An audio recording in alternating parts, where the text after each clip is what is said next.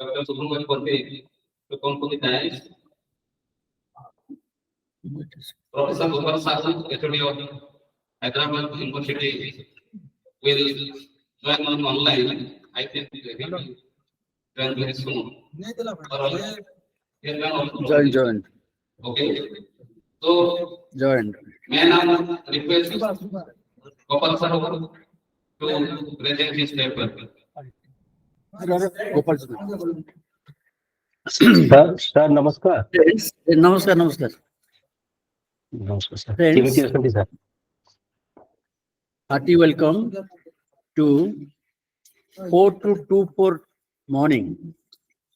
The second is first session of All India seminar, national seminar on Wittgenstein's legacy, looking back a century apart. Yesterday, you will remember, we listened to and discussed 6 papers, offline and online. The overall take of these papers is the emphasis on the ethical, the ideal. Some said that Wittgenstein evaded that, and some others said that Wittgenstein shows us the right way from the location which we occupy. We occupy the location of science and technology. So the ruling discourse is the discourse of science. Wittgenstein directs us to move on that road, across the road, and occupy a position above all the highlands and bylands, and have a vision of 360 degrees and realize the limitations of our position. That is the discourse of science and technology. Wittgenstein says that philosophy does not preach, but shows the way to reach the ideals. Morality cannot be taught. It can only be caught. It can only be caught from the action of elders, not their utterances. Utterances of ideals, mouthing of ideals are too many, and ideal actions are too less, rare. The juniors follow the ideals evinced by elders in their domestic and communitarian action and behavior.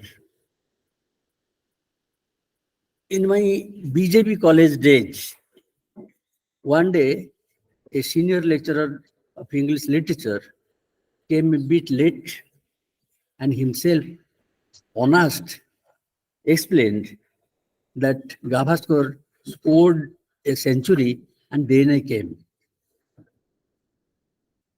This is Gavaskar's exterior.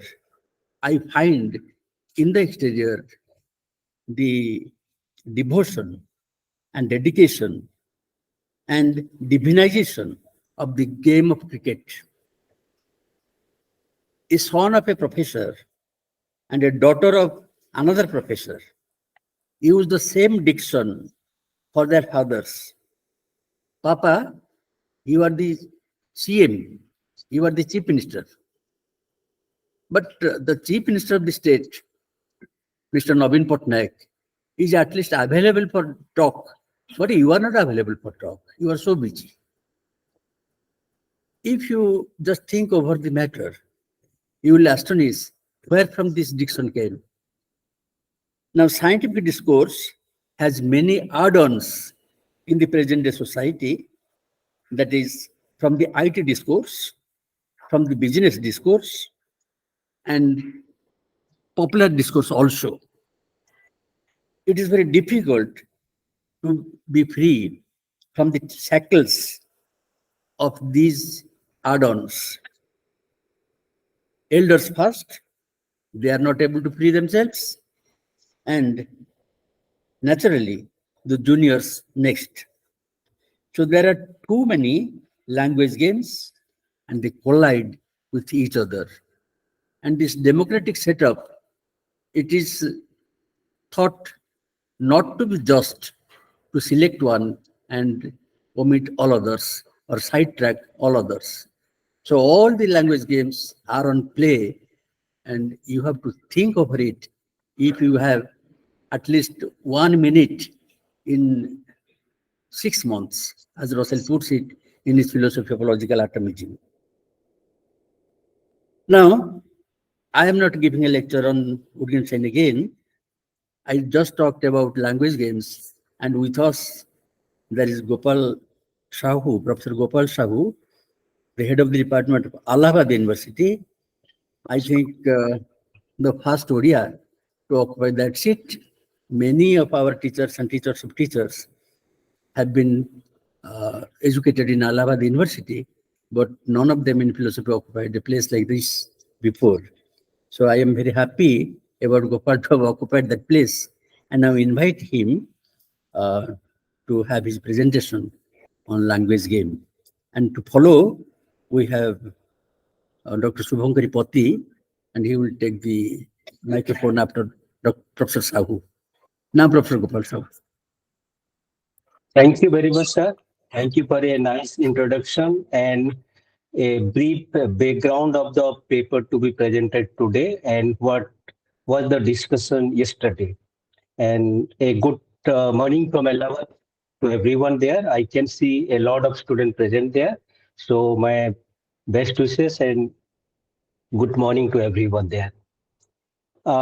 Sir, without any delay about this thing, I used to start my presentation. The title of my presentation is FAQ, that is frequently asked question in language game. And the subtitle is Applying Language Game to Language Game. Now, yesterday, as Professor Das was telling, you had a lot of discussion on ethical aspect of philosophical investigation, Wittgenstein ethical aspect. Now we are switching over to another area, and this area where the meta philosophical issues will be discussed, like what is the different techniques and tools and procedures of doing philosophy, that is philosophization. And in this particular presentation, I have three objectives. The first objective is to formulate a set of FAQ, that is frequently asked question on language game. And second objective is to argue that or to present that all the philosophical tools that Wittgenstein's later philosophy, particularly in philosophical investigation, talks about are not well connected. To some extent, they are not even well defined. So my purpose, second purpose in this presentation will be to correlate all the philosophical tools, all the meta philosophical tools through a central threads, and I will try to argue that language game provides a framework for the understanding and interplaying all other philosophical tools discussed in philosophical investigation, and I will be choosing particularly 5 to 6 such tools, and they are family resemblance, use theory, philosophical grammar, rule and rule following, and forms of life, and assertive condition. So these are the second. This is the second objective of my presentation, and thirdly, I will argue that by formulating the a set of FAQ on philosophical on language game, in fact, we are applying the techniques of language game on language game. So these are my 3 objectives in my presentation. Now come to the first objective. We are all familiar with FAQ these days. And whenever we buy a product or whenever we visit an institute or some important sites in the net, we see that they enumerate a set of frequently asked questions. For example, you are buying let's say, mobile, and that brochure instruction manual will provide a set of questions related to the product, how to install it and how this. So these are the questions an user is most likely to face while installing and operating that particular product or the particular instrument or the device. Now, these frequently asked questions are put in such a way that any rational and a person who wants to know something about a product or a procedure or a place or anything uh, will encounter certain basic, fundamental, and comprehensive question. And here, the course asking the question in such a way that the very sequence of question will clarify a lot of confusion regarding the product, the procedure, or the artifact. So this particular in this frequently asked question thing, the answer is not that important as the questions are. So I will try to do that in my presentation regarding philosophical, that is language again.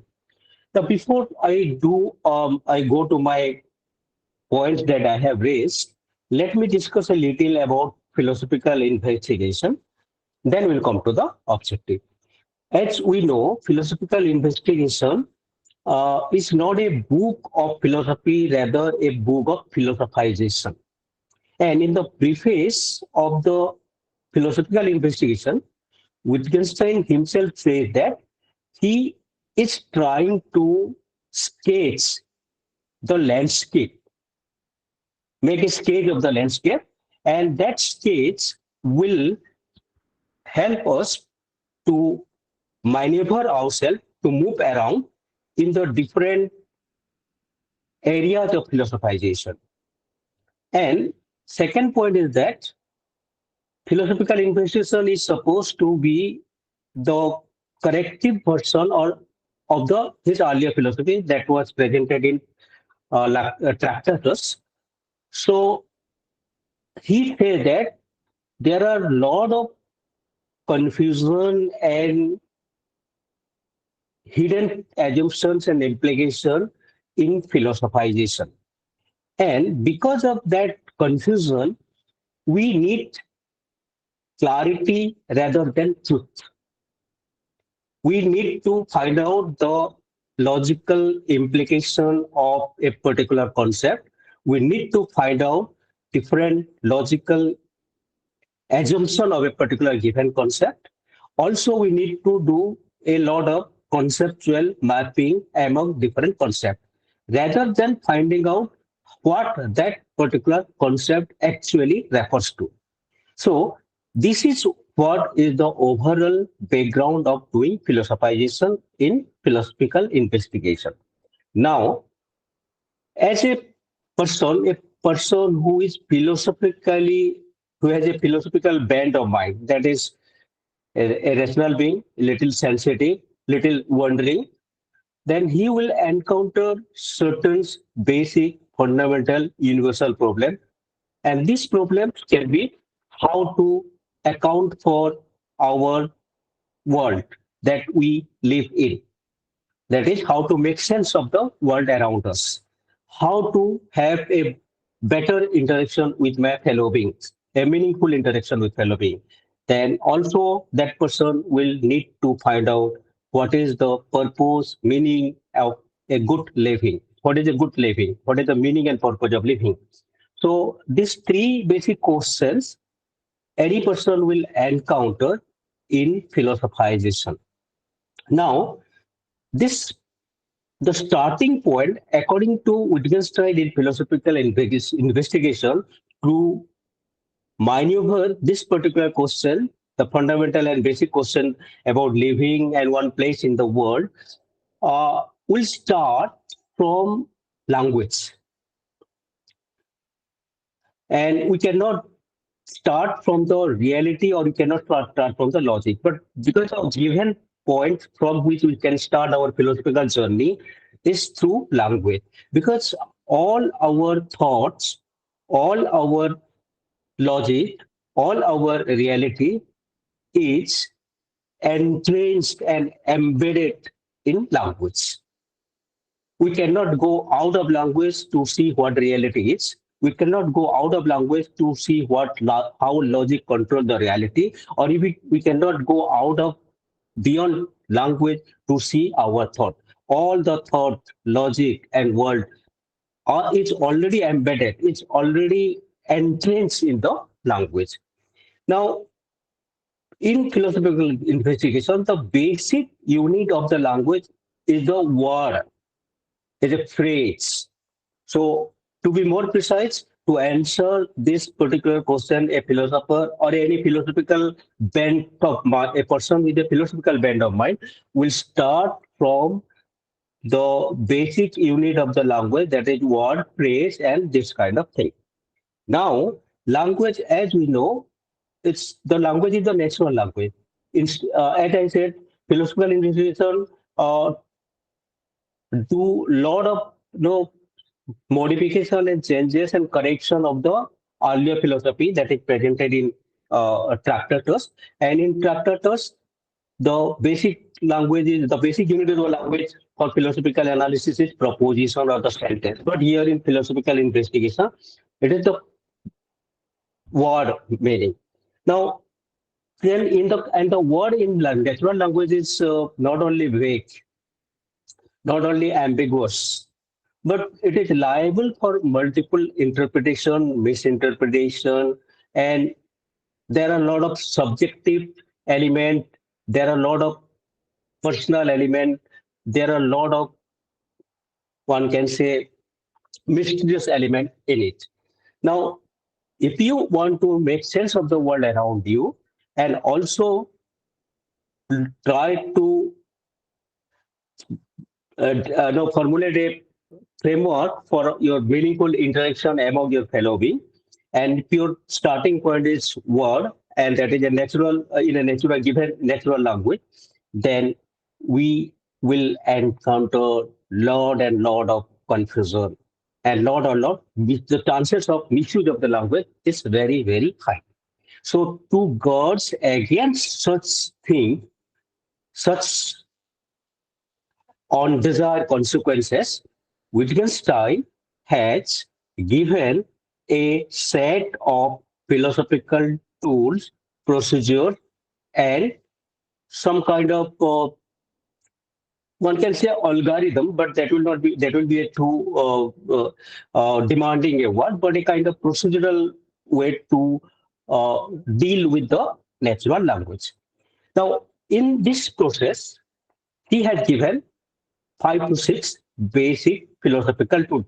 Again, one thing I'm telling you that he himself has not said that he is using this as tool, but this is what is the general interpretation of the Wittgensteinian commentator. Now, among them is the language game, and Besides language game, he talks about, and in related to, in collaboration with the language game, he talks about family resemblance, use theory, rules and rules following, philosophical grammar, form of life, and acceptability condition. There are many others. And as we know, philosophical investigation is a presentation, a collection of different paragraphs, a pronouncement, one can say. And the pronouncements are not well organized. There is no sequence. They are not presented in terms of themes. They are not presented in terms of problem. They are random. And there are a lot of misinterpretation. There are a lot of Wittgenstein scholar. They have tried to organize this diverse passages or aphorism, one can say also, into a single mode to find out what exactly is the central themes of Wittgenstein. And they have miserably failed. And till now, I can cite, as per the Michael Dummett's observation, still we are not in a position to make sense of what Wittgenstein tried to say in the philosophical investigation. That difficulty is there in philosophical investigation, but he has discussed all these philosophical tools, though he has not himself claimed that they are the tools, in from the beginning to the end in different contexts. So probably I am taking a free hand here, and Wittgenstein scholar may not agree with me also, that the linking points of the philosophical investigation is that it is a books on how to do philosophization, and it is a book on is providing a sets of steps and tools to how to do the philosophization. And this 7 or 8 concepts that I mentioned provides the linking points for the philosophization. Secondly, he has not linked these tools systematically. Sometimes he has contrasted them also, sometimes put them together. So that is another difficulty that I want to talk about in my second objective. Now, the question is that in this process, it will likely to generate a lot of confusion. And we know that the aim of philosophical investigation is to remove confusion, is to clarify confusion, is to make language clear. But the tools that Wittgenstein provides in his PI are themselves not well defined and needs a lot of clarification. So my first objective here is to formulate a set of frequently asked questions, and by meaning that, as I already explained, any philosopher, any budding philosopher, anyone who wants to make sense of Wittgenstein's own philosophy, particularly that philosophy presented in its PI, will naturally encounter, and if someone can try to put them in orders in the question form, that will be a great relief for a person as the product, the company that produce a product or artifact or the device puts such frequently asked questions related to his product. So this is what I'll try here in the next 5 to 10 minutes. If you see the philosophical, that is the language game, that very phrase is very peculiar. Probably this is Wittgenstein is the first person to have used this particular word, language game. It is his own coinage. And if what you have coined and without giving a proper definition is naturally confusing. So this is a phrase. So it is unusual and very odd in the sense, how can it may mean two things, that language is like a game or language is a game. That can mean at the face value it may mean two things. Language is a game, language itself is a game, or language is like a game, or playing game is a kind of language. Playing game is linguistic. But This is very confusing how that can be done. Language and game, they are two different things, how they can be compared. But here lies the thing. The first question one will encounter in the frequently asked question is, what is exactly language game? One can say that language game is an analogy. And as I said, I will ask a set of frequently asked questions, formulate them, and put them in the answer form. And language game is an analogy, it is a simile. Simile of what? To understand how a given language works in general and how the concepts are or can be defined or analyzed. Now, this says that it is a simile in the sense where do we need to provide simile? We provide simile because there are two systems and one of them is not very well understood, but that system has got certain relation to it, another system, and that system is well understood, and they have little similarity. So on the basis of that similarity, we see that whatever good system, whatever the good point, a good system, the visible system provide may be attributed to the system that we have not understood so clearly. Here, the language is not understood very clearly what exactly. So we have given the similar of a game. Now, what is that we do in what is that? What is a game? Here, it is not very clear. But one thing is very clear that a game is a game. If you want to define what a game is, then we'll find that there is no essential quality that will a necessary and sufficient condition that is present in all game, all variety of game, different kinds of game, which can be called as a defining characteristic or defining feature of what a game is. So how do we define game? We define game on the basis of their similarity. They don't elaborate a detail. So the similarity is the basis, not the essence, not the defining and sufficient characteristic. So this is the visible features of a game. Now, what is language then? Language will say that you take any language, there are many languages, so you take any language there, then you will say that different language, they have little similarity. And the similarity is similarity in terms of communication, in terms of reference, in terms of meaning ascription. So language is a medium, is a means to communicate and is a means to refer, denoting and no kind of communication.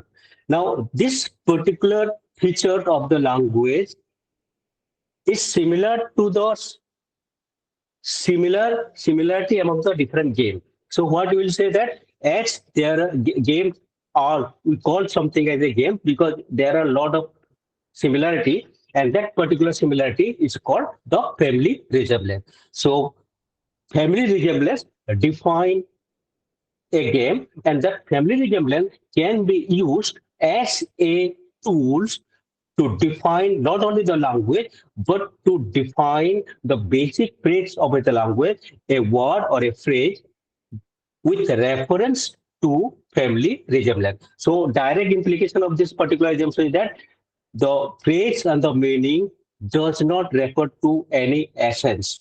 Its meaning is defined in terms of its family resemblance, in terms of some similar concept. This is the first question and the probable answer. Coming to the second question. Second question that where do we play language game? So since it is a language is a game, it's like a game. And in that game, we try to define the basic concept or the all concept of the language through similarity, not through essence. Then where do we play? How do we play the game? We know that playing game requires certain rules. And that rules are all arbitrary. You'd see any game and you'll say that from cricket to group game, single games, and many games, indoor, outdoor, and many games, it is regulated by certain rules. And that rules, it's called, and by playing a game is like following the rules. So he said that defining a concept is finding out its rule on the basis of the similarity and following it. So he ultimately, Wittgenstein, relates philosophical language through game playing, and through game playing to the similarity, from similarity to the rule and rule following. So on the basis of this thing, he says that we design certain rules and we try to follow it. But there are many problems here in the following, and many people have questioned the rule following is not a viable way to treat language as a thing. So they have raised many questions. But here we are not discuss the question part of thing. Now, third question will be that why to play the philosophical game or the language game. The main objective of playing the philosophical game is to, as I said, make three things clear.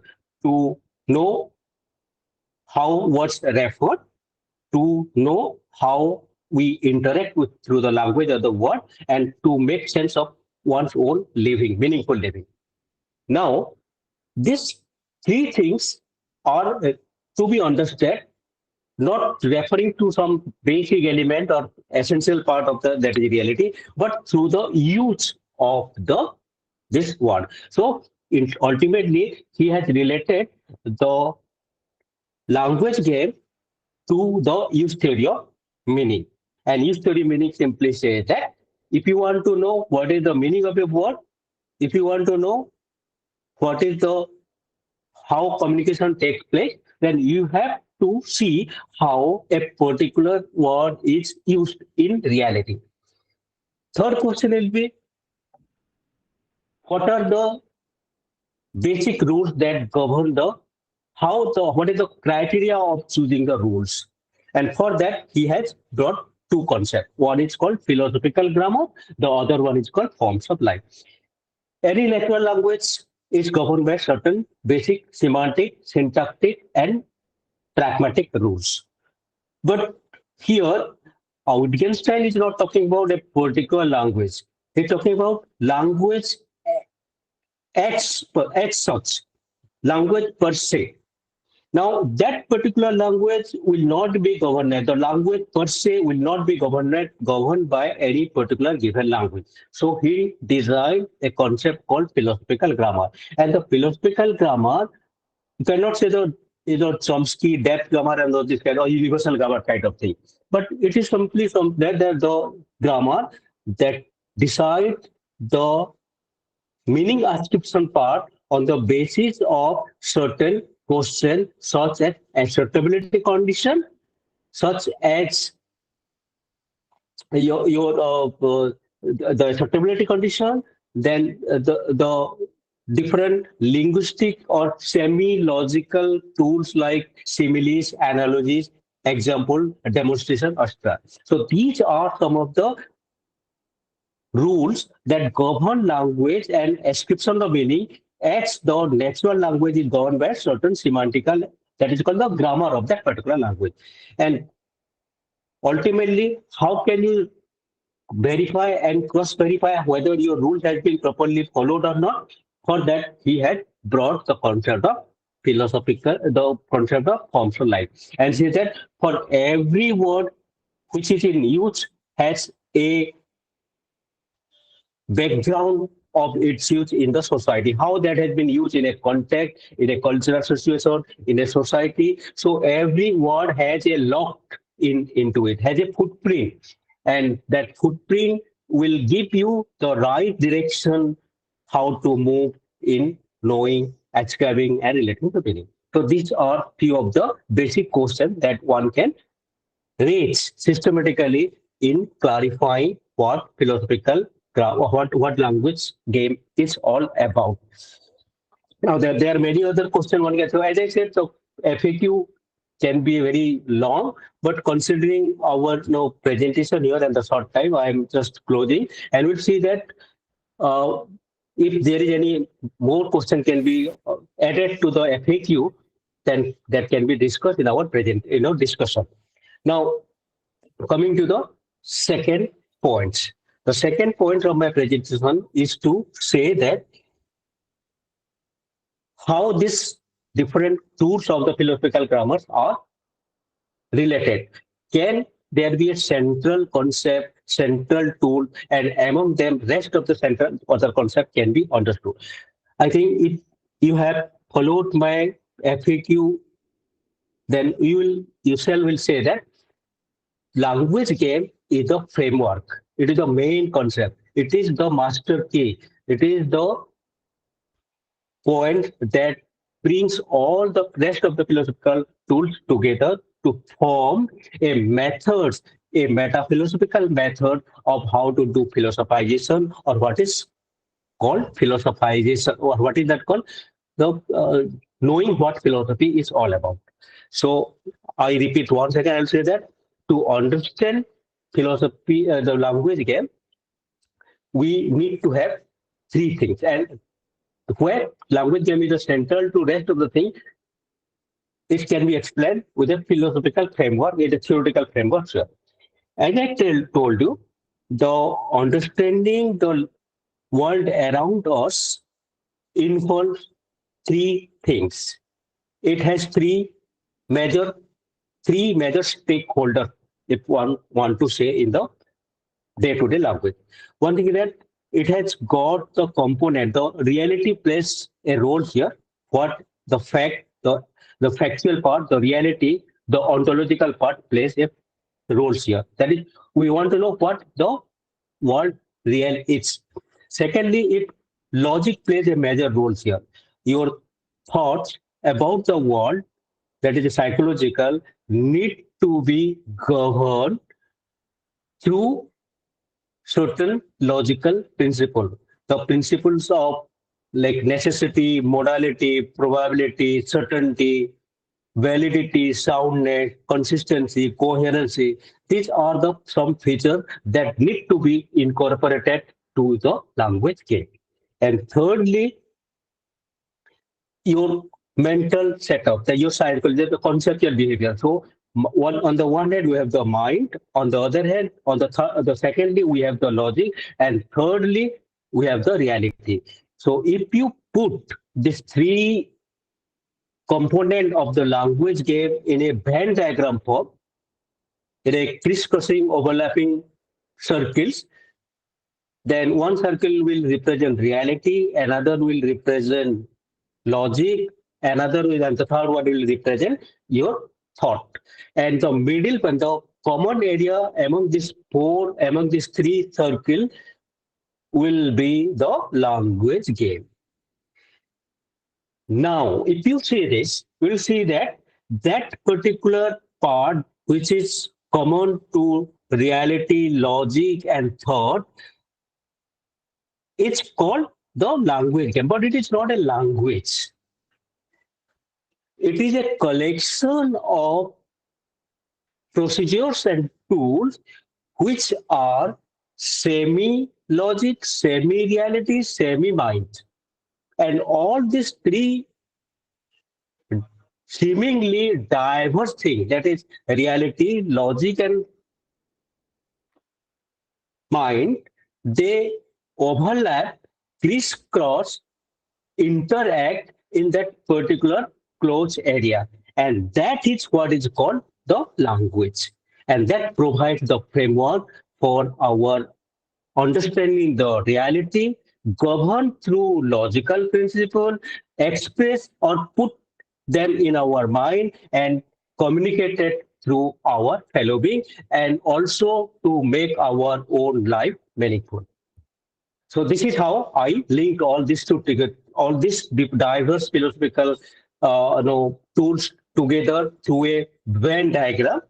And I said that that particular point is neither language, not real, not logical. So that is a very kind of a mysterious thing. And that is the insight that is very, very significant. And this legacy is not a legacy that is followed now. It will be the core of philosophical thing. So this legacy or the insight that Wittgenstein provides will be carried forward in centuries to come. Coming to the third points. In the third point, I have said that this particular exercise of formulating a set of language game, a set of FAQ on language game, is itself an example of a language game. So in a sense, I am applying the techniques of language game on language game. It has such a beauty. The beauty of the Wittgenstein's philosophization through language game is such that it can be applied itself. It is a meta-analysis, meta-philosophical device. So it can be applied on its own. How is to say that in philosophical language, Wittgenstein says that there can be many games, as Professor Das was also telling in the beginning of this session. So we have lot of language game, and one game can be related to describing, another game can be related to ascribing, another can be command, another can be related to advice. So there are many things, many games. In fact, as many activity, so many games, so many language games. Now, one of the condition of the philosophical tools that don't seek the reality, look at the use.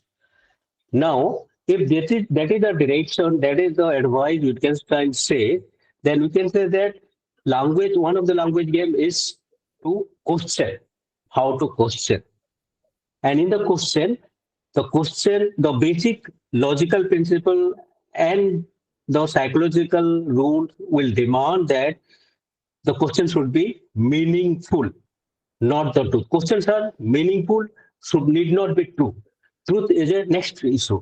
Now your question should be meaningful. And for that, he has given a very good technique called acceptability condition. And the acceptability condition, which can be differentiated from the truth condition that is discussed in the philosophical tractatus, says that a question will be meaningful if we can specify under what circumstances, under what context, under what perspective a question can be asked.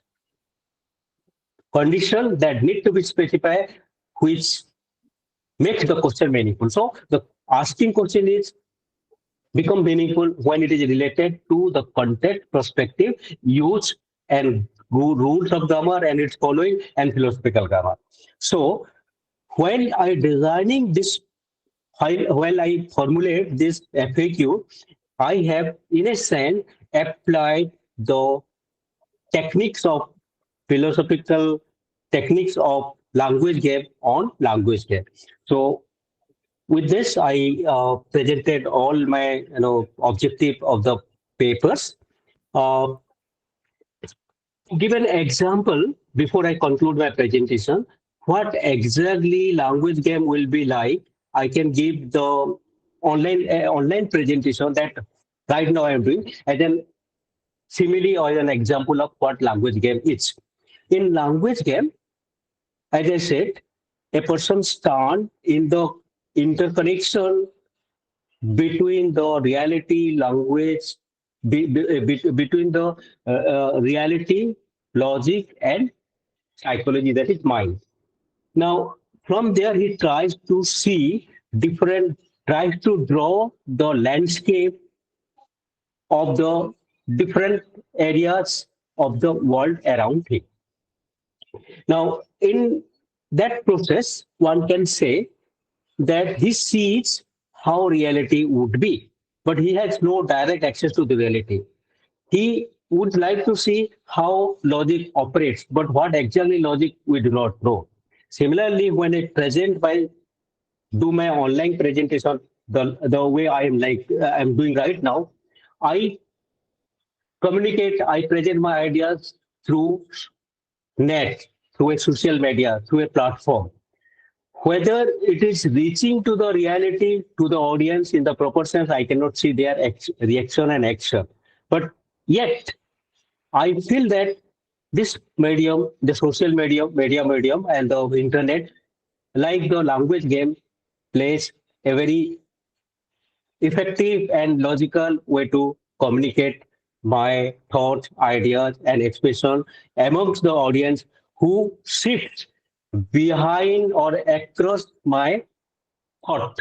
That is my language as a person situated or entrance in a language game can only make intellectual guesses about the reality, logic, and mind. So also the social media or the online presentation make similar thing. So this is just an analogy. This is just a similarity. So I add one other point before I conclude, and I say that in as far as my discussion concerned, I can say that in philosophy, questioning is more important than answering. Naturally, and if a person who formulates a better question is a better philosopher. Why it is important? Questioning is important in philosophy because if you see the area that Wittgenstein tries to explore the world is a very, very complex, evolving, and very, very, one can say, very mysterious kind of area. From there, one need not expect certainty. One need not expect an answer that will answer all the question for once and all. So what is expected here is that one should have a better set of questions to explore that kind of complexity, that kind of dynamic, linguistic, semi-linguistic, semi-factual situation. And Wittgenstein is a master of that. So he's a master of questioning, a master of a philosopher who mastered the technique how to ask meaningful questions. And through my discussion, I say that one can provide such a set of good questions on philosophical philosophization through language game, and by evolving certain question, whether those questions whether are answered properly or not is a different question. But the very the very act of raising a meaningful question on language game itself will be a great contribution, and it will be a great contribution towards carrying out the legacy of Wittgenstein. Taking this opportunity, I thanks Professor G.P. Das sir for chairing the session and giving me the opportunity to make the presentation. I also thanks Dr. Lakshman Patra for asking me to make a presentation in this very lively seminar. Yesterday I was attending all the seminars, and I must say that I'm missing the liability, I mean the very interactive atmosphere. I can feel it of that the venue there in Jeypore, and Jeypore is a very nice place. As I have seen some of the posting of Professor G.P. Das, and so I thanks Lakshman for at least virtually to be with you and make my presentation. I also thanks all my co-presenters, and I thanks all those who are participating in the seminar, both in offline and online mode. Thanks everyone once again. Namaskar, sir. Thank you so much, Professor Sahu, for your nice presentation. You dwelt on the concept of language game primarily of philosophical investigations. I had to say certain things about it, but I will not do it. I will straight away ask the audience to pose questions if there is any questions are better than answered, and a good question is half the answer. I wanted you to speak, you, then Smriti, and if Vedadas is there, Vedadas. Please say. Yeah, Good morning, Bhai. It is such a wonderful experience to hear you. Uh, Come to the screen, please. No. Hello. Yeah, I truly do not know whether my question is a better question, and that will make me a good philosopher or not. But the question is regarding the last part of your presentation, that you wanted to make a Venn diagram out of mind, language, and reality. I was thinking if you could show that Venn diagram, it would have been better. But anyway, so my question is this, that if you take account of practicus, that the whole idea of subject or mind is absent there. And as you know, the early analytic tradition is basically trying to reject any kind of psychological, following Frege, who is against this, who is propagating this anti-psychological. So in that sense, he is also, Wittgenstein is also rejecting the multiple relation theory of judgment, which was originally advocated by Bertrand Russell. Now, what I'm trying to say, that in practicus, it is a clear-cut relationship between language and reality, and mind is absent there, right? So in that sense, self is not playing any role in making sense of the world, which means that the self is a mere spectacle. It is basically seeing this. Now, when it comes to philosophical investigations, it is interesting in the sense that mind is obviously playing a role, but this role is very limited in the sense that if you look at private language argument, he is rejecting that idea of privacy that is associated with language. But then there is an intersubjectivity which is happening. Now, to this, my question is that if you understand reality in case of philosophical investigations, we can offer two understandings of reality. One reality which is given to us, let's say mountain, water, or any other natural product. But there is also another reality which has been manufactured by we human beings, right? For example, marriage, university, money, government, all these things. Now, this idea I'm getting from Johnson, where he talks about the social ontology and things like that. Now, the idea is that in Wittgenstein is only talking about that social reality, or we can still accommodate the natural reality, and that can be also part of this whole scheme of language. Okay.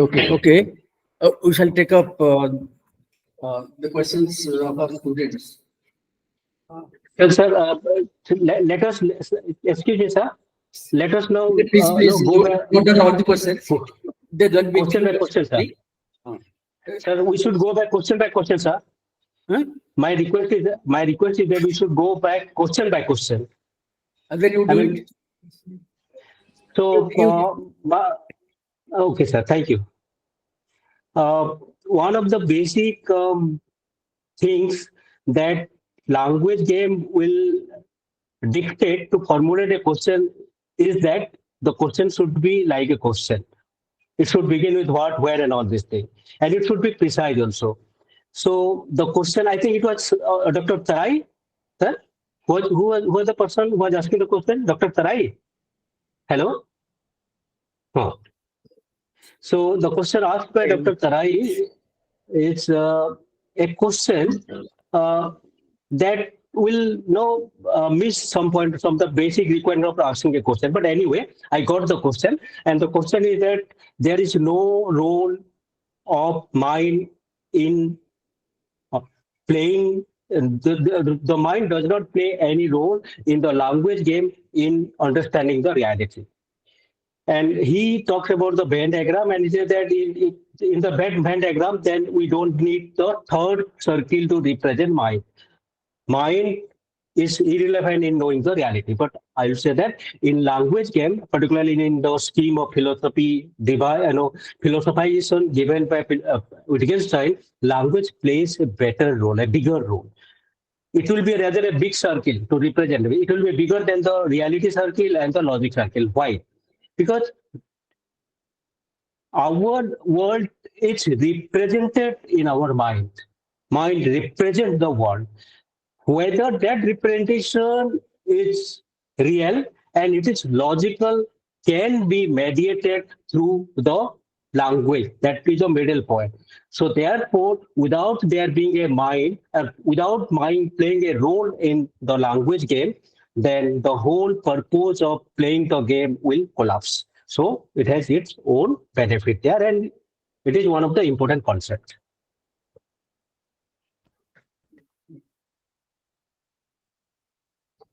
Thank you, sir. Myself, Odisha, PG Department of Philosophy, first year student. So my question is that why Wittgenstein compare language with game? Sir, Why does please, Wittgenstein compare language with game? sorry, sir, please repeat. Please repeat, sir.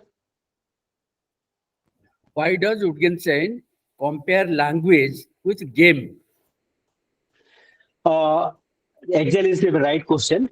Comparing language is with game does two things. The first thing is that it by comparing language with game, it says that language the game does not have any fixed rule. The rules one need to play a game are all arbitrary and subjective. There is nothing essential about that. So similarly, and already it talks about it, all that similarity. So the questions of similarity and non-essentiality of the language can be better understood if we compare games or language with games. So therefore, he has made this simile, thus this analogy of language as playing like a game.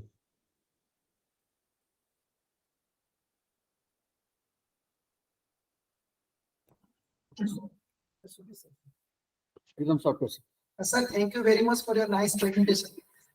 Sir, I have a question, direct question regarding the rule following activity.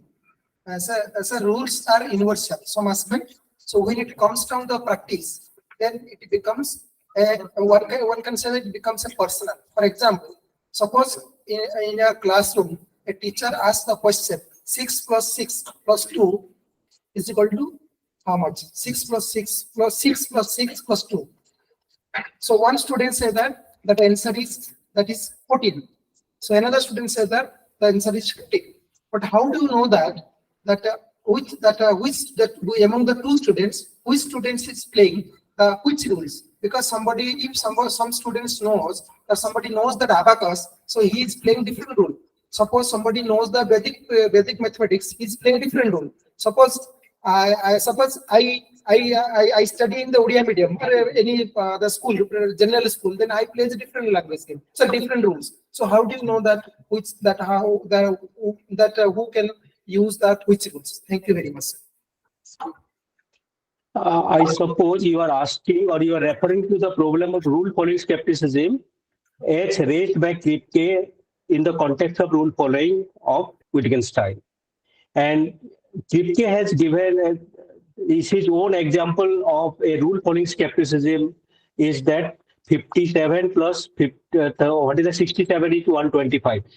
Whether we are following the plus rules or the quas rule, how can one make it? How can one be certain about it? And he said that there is no, Kripke himself said that there is no way to ascertain just by looking at the behavior of the followers or the mental aspect of the follower, the mind of the follower, to be sure whether he is following the plus rule or the quas rule. But Kripke himself says that Wittgenstein has already given a skeptical solution to the problem of skepticism. And what is a skeptical solution? Admit that this is a solution. This is a skepticism. Admit, Kripke will say that.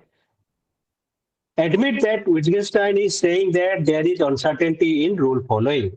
But if that assumption will lead to further inconsistency in terms of our behavior, in terms of our practice, in terms of our context, then that will be rejected by following the reductio ad absurdum method. Since we assume that there is skepticism in the rule following, and that assumption will lead to inconsistency, and there are inconsistency, therefore our assumptions are false. Therefore, our rule following is real. So this particular solution is what is called the skeptical solution to the skepticism in the lines with Humean solution to the skepticism. Now, how that works? It works because if you see rule following, then you'll see that though rules are arbitrary, but it has got normativity, universality, and regularity in it. And the regularity, normativity, and universality comes from philosophical grammars, acceptability condition, forms of life. These are the three concepts that Kripke says that Wittgenstein would have applied in offering a skeptical solution to the skepticism. And he concludes that since there is a contradiction in thinking that there is skepticism in rule following, therefore it is not viable, and that non-viability is explained in terms of the three another philosophical tools. They are philosophical grammar, acceptability condition, and forms of life. Sir, my name is Madhuri Panik. I am PG second year student. My question is, what is family resemblance and how it is related to language game? What is family resemblance? How is it related to the language game? Exactly. Family resemblance is a concept we say that things are defined or things are put in one category on the basis of the similarity they have, not on the basis of the common feature they refer to. That means if you want to categorize things together, if you want to make a group of things, a category of things, a class of things, a set of things, then do not think that this thing that you want to put in one category refer to something common. How we put them together? You put them together through the similar features they have. Like we put the different members of the family in a family group, not on the basis of their common ancestor, but because of certain similarity in different aspects. So similarly, when we want to know the meaning of a word, that particular word is used in various contexts.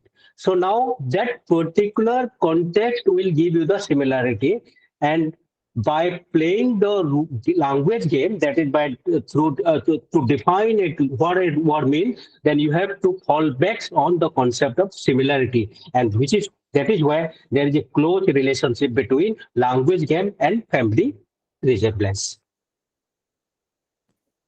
Professor Sahu, for your learned presentation and smart answers to the queries asked by two of our dear teachers and two of our dear students. Thank you very much. We will meet somewhere and somewhen later on. Now we take up, we are running late. We started in time, but we are running late. We start with Dr. Shubhankari Pati's paper now. And she is from Gangadhar Mary University, Sambalpur. Over to Dr. Pati. Thank you, sir. So, good morning, all present over here.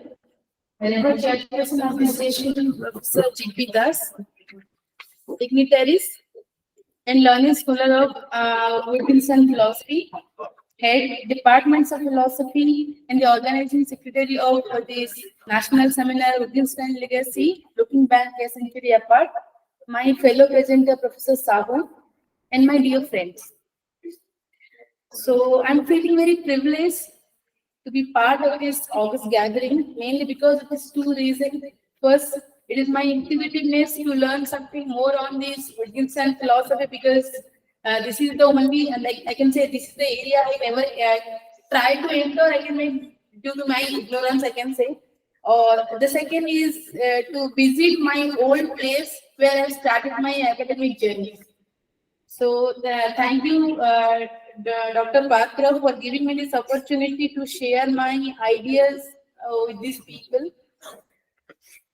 So as you all know, Wittgenstein is no doubt a like very tough philosopher, and it is very difficult for me to summarize in my through my ideas.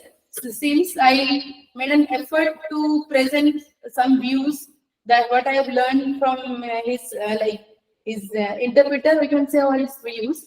So that will present for you. So the topic of my paper is political theory, democracy, and interpretation of Wittgenstein.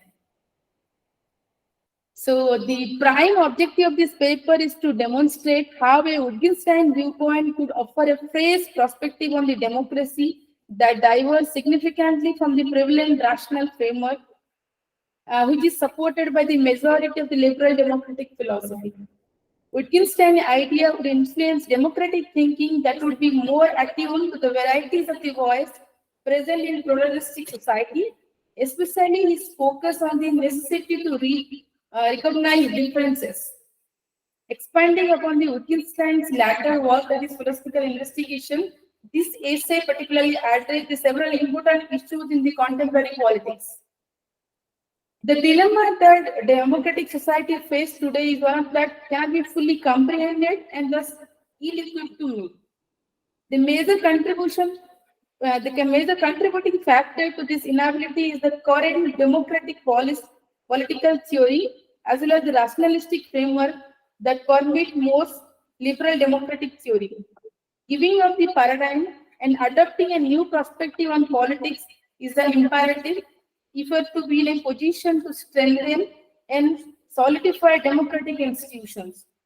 Giving up that paradigm and adopting a new perspective on politics is the imperative if we are in a position to strengthen this democratic institution. So in this paper, an attempt is taken to incorporate the ideas of Wittgenstein to ease the democratic problems. His latter works provides a lot of insight that can assist us both in recognizing and overcoming the shortcomings of the rationalistic framework. To explore the specificity of this new Wittgenstein way of theorizing, and attention is purely given on the groundworking work of Hannah Petkin, who makes a strong case in her book Wittgenstein and Justice on the significance of Ludwig Wittgenstein for social and political thought. Wittgenstein is in essence especially useful for thinking about democracy because of his emphasis on the particular cases and the necessity of accepting plurality and contradiction and the speaking of investigating self, like Marx, Nietzsche, and Sigmund Freud. The Wittgenstein is a crucial figure in understanding the current situation. By examining the craving for certainty, his latter philosophy says it is the quote of Hannah Petkin, an attempt to accept and believe with a illusionless human condition, relativity, doubt, and absence of thought. Additionally, James Tooley, who offered one of the most intriguing examples of the kind of approach that will serve as a guide to understand this approach. He had used Wittgenstein's insight to criticize a convention widely found in current political thought, the thesis that our life is free and rational only if it is found on some form or other critical reflection. Tooley highlights the existence of multiplicity of language, game of reflection, none of which would pretend to play a fundamental role in our political life. By analyzing Jürgen Habermas's picture of critical reflection and justification and Charles Taylor's notion of interpretation and closely examining their respective grammars. Furthermore, as demonstrated in his book,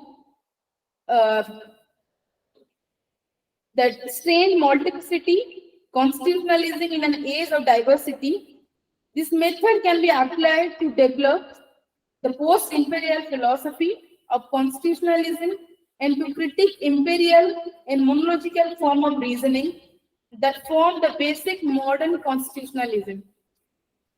So first, I will discuss between the difference in the universalism and contextualism. The essence of liberal philosophy is at the heart of the dispute, and it is one of the most decisive issues among the political theory in the recent year. Some pertinent question arises in this context which need to be analyzed. Does it make sense to think of it as a political answer the problem of how to best arrange human coexistence. Does it represent the just society, the one that all reasonable and logical people should embrace? Or does liberal democracy just stand for one conceivable type of political order among others? And ethically acceptable political form of human coexistence does not be understood as the result of unique historical process with unique historical, cultural, geographical circumstances. This is a very important question because if it turns out to be true, then liberal democracy will have to give up its claim of universality and accept the possibility that there are other just political system of society that produce different settings. It is important to emphasize that people who make argument along such line maintain that their viewpoint does not necessarily imply embracing a relativism that would support any political system despite what universalists assert. It actually necessitates envisioning a range of reasonable response to the query of what constitutes a just political reason. However, since it would be still feasible to distinguish between just and unjust reason, political judgment would become meaningless. It is obvious that the essence of political theory is at issue in this discussion. There are two distinct stands facing one another, that is universalism and the contextualism. On the one hand, rationalist universalists such as Ronald Dworkin, Habermas, who contend that the goal of political theory is to establish a universal truth that applies to everyone, regardless of their historical, cultural background. For them, the question of what constitutes a good reason can only have one solution. Of course, a large portion of their work is devoted to demonstrate that constitutional democracy satisfies necessary conditions. One could consider the other issue, which is about the developing a justice, as being closely related to this one. The essence can be grasped in a wider context.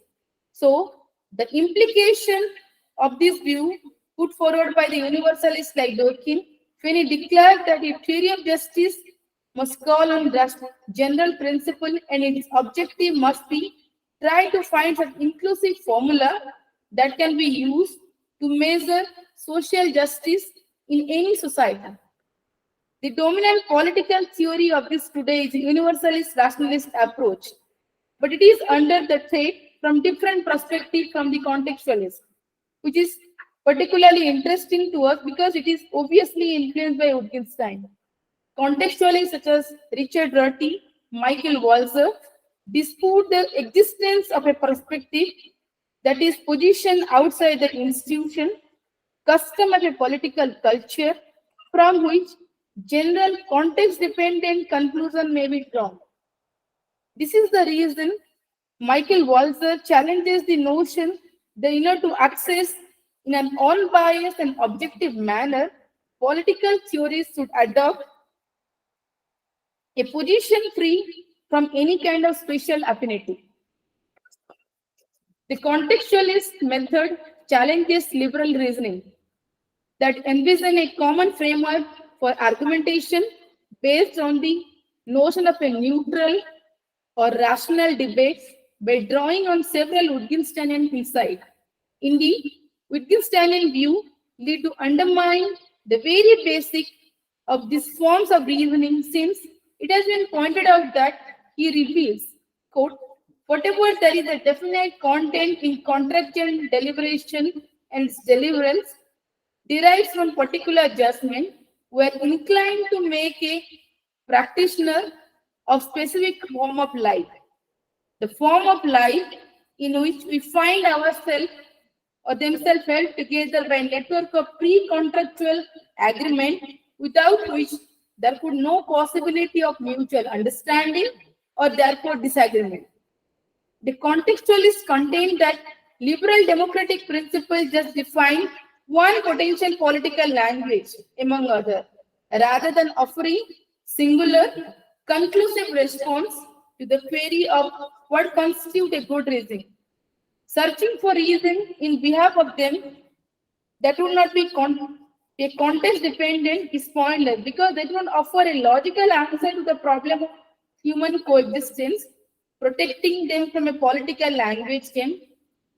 Envisioning the issue according to Wittgenstein perspective brings us to the fore of the inadequacy of all attempt to give a rational foundation to liberal democratic principle by arguing that they would be chosen by rational individuals in idealized condition, like the veil of ignorance of John Rawls or the ideal speech situation of Habermas.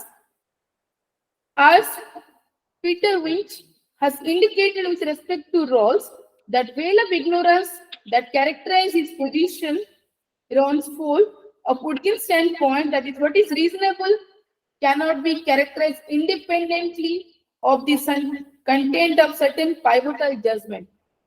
Richard Rorty, who suggests a neo-pragmatic interpretation of Wittgenstein, had asserted that disputing with Karl Otto, who is another interpreter of analytic philosopher, and Habermas, that universalistic and moral philosophy cannot be derived from philosophy of language. For him, there is nothing inherent in language that might be used to support the idea that liberal philosophy is superior to other political systems in front of any imaginable audience. He declared that we should have to be abandoned the hopeless task of finding political neutral premise which can justify to anybody from which to infer an obligation to pursue democratic politics. According to him, it is useless to imagine to democratic advancement as being connected to advance in reason, and we should quit advocating liberal Western society institution as the solution that other people will unavoidably adopt when they stop being irrational and start becoming modern. Following Wittgenstein, he sees the question at stake, but of sale belief. To call somebody irrational in this context, he says, is not to say that she is not making proper use of mental faculties. It is only to say that she doesn't seem to share enough belief and desire, which want to make conversation with her on the dispute point fruitful.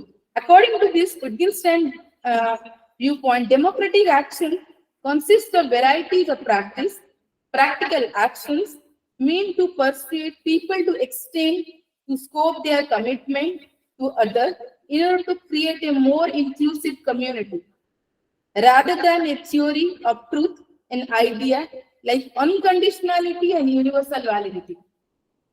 Through this lens, we can say that the modern moral and political theory has been asking this incorrect question by focusing only on the argument required to maintain legitimacy of liberal institutions. The true problem is not to come up with a justification of liberal democracy, universality, or rationality that any other reasonable person might agree with. Liberal democratic idea can only be upheld as essential to our way of life.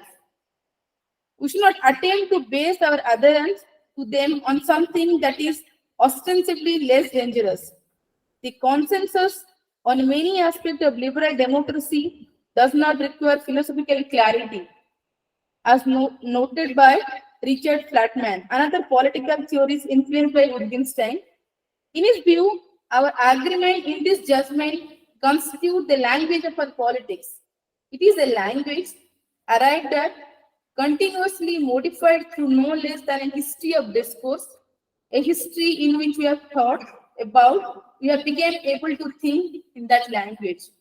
When it comes to dissecting the claim of philosophers like Habermas, who draws inspiration from Kant, who seek to establish an elevated perspective that will ensure liberal democracy's supremacy over the political system, Rorty's Wittgensteinian approach is a valuable tool.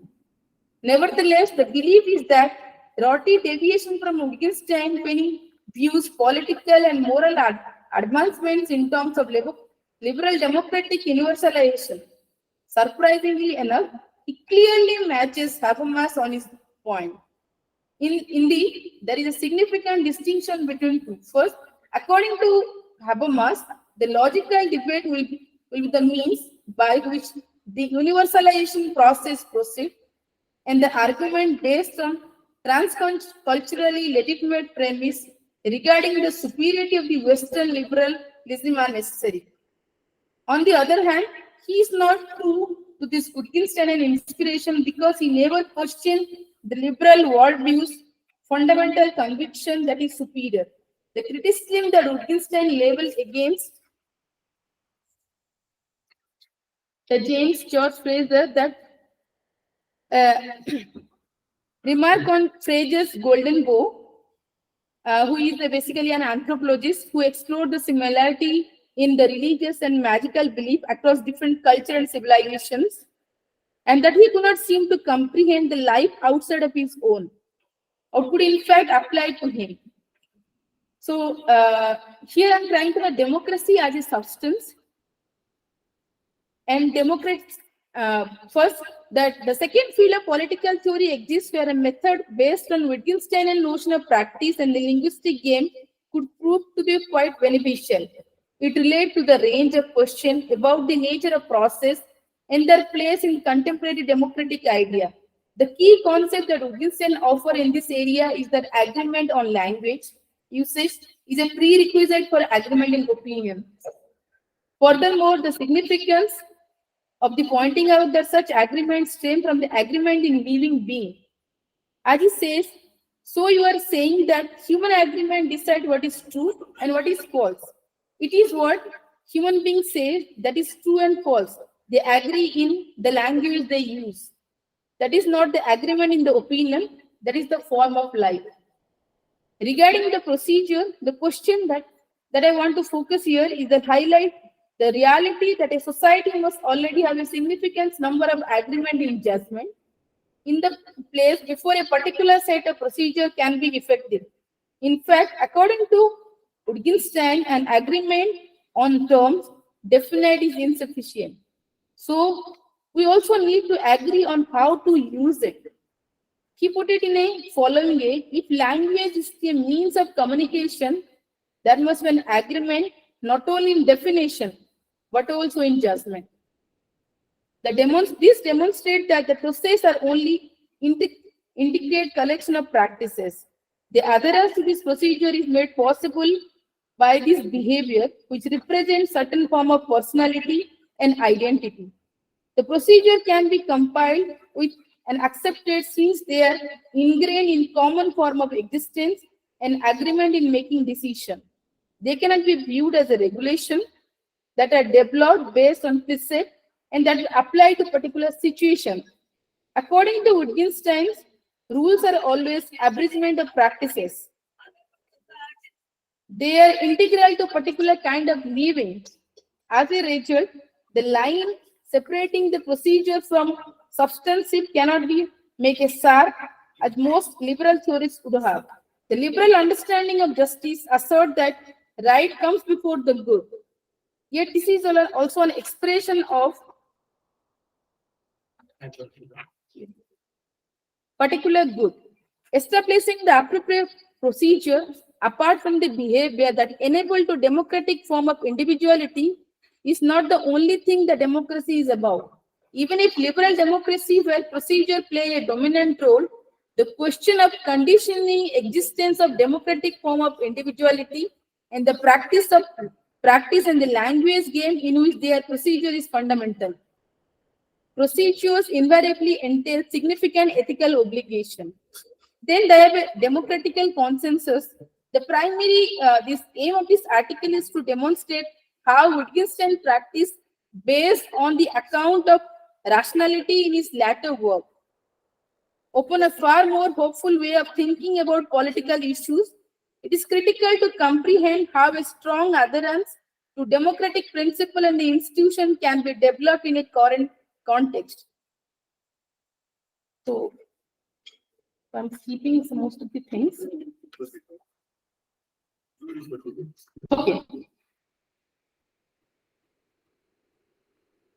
So for Wittgenstein, instead of trying to reducing all game that which they are having in common, we should look and to see whether there is something that is common to all. What we will see is similarities, relationship, and a whole series of them, whose result constitute a complicated network. Deliberative approach must be objective of democracy that is established on rational consensus universal principles. With reference to the nature of rule, Wittgenstein say rule is analogous to obeying an order. We are trained to do so. We react to an order in a particular way. But if we react in one way and another in another way, which one is right? This is indeed a crucial question for a democratic theory. It cannot be resolved and placed rationalistic by claiming that there is a correct understanding of the rule that every rational person should accept. To be sure, we need to be able to distinguish between obeying the rule and go against it. But space needs to be provided for many different practices in which obedience to democratic rule can be inscribed. Thank you for giving me an opportunity to share my ideas. I don't know how to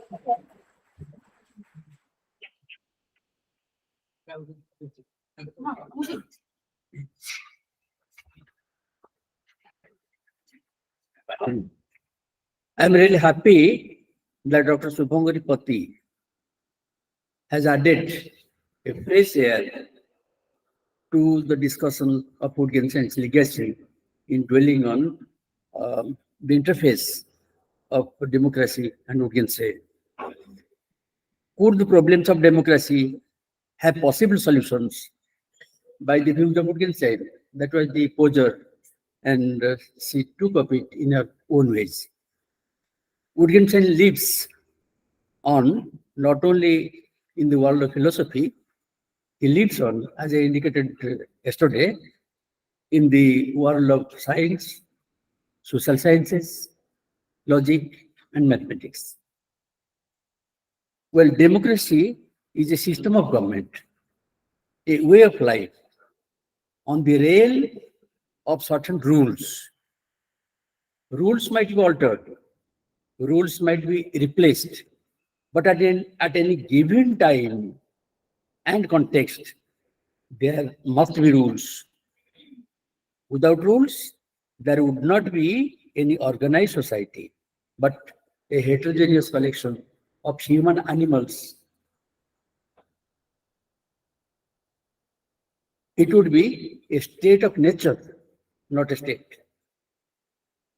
There could this aspect has been taken up by able philosophers like Hayek also. Hayek, Poynton, they have taken up the Wittgensteinian discourse to politics. I mean political science, which is a branch of social science. There could be very fruitful discussion on human rationality also. Is rationality one or many? In our own context, in the context of the Gita, it has been said that Vyavasayatmika buddhi ekam iha purunandana. The rationality is one in all such cases. But could there be many levels, many layers of rationality? That is also a topic for discussion in the social sciences. Thank you very much once again. I would take up certain questions from the students first, if there is any, or otherwise I would request Professor Victor and Dr. Vijay Babu to react. I have a simple with regard to democracy, democracy or whatever you have explained here. In Indian context, have you thought how a proper language game can be played by the people for whom democracy is new?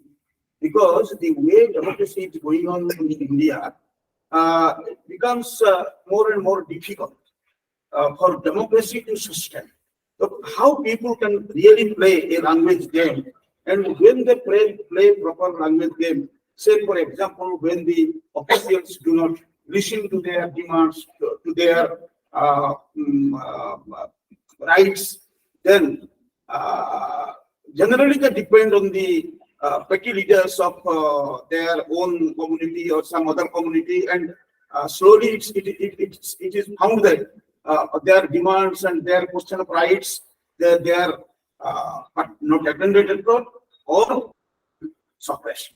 So in this way, in this case, generally there is a view that people should themselves go to the authority, put their questions, and try to solve them. So is it the proper language game as you anticipate? How can democracy be actualized in Indian context, which was semi-colonial for such a long period? Dr. Bhatt, please comment. So thank you, sir. So first of all, this problem is an age-old problem. It is mainly because there was a gap between these ordinary people and the higher authority. So most of the time, these ordinary people are not completely ignorant about their rights. In which proper way they can address their problem, in whatever possible way they can address the problem to the authority. Because the middleman create a confusion, or they break the create a division between the higher authority as well as the ordinary people.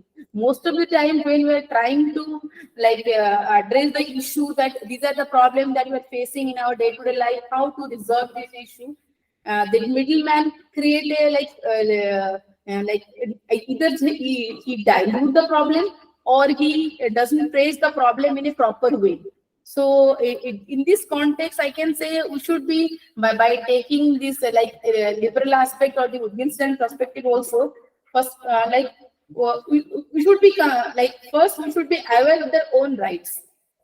We should be conscious that we are all rational beings. We are not the slaves, and we have the power. We can change the government, and we can we have the authority, because we are just the representative, or one of the representatives of this government, and we can make decision by unanimously, and we can resolve all our goals. But the movement, because I feel that there's some kind of ignorance is there for the ordinary people. That's why they didn't even raise their issues in a proper manner. Okay, thank you. Professor Victor.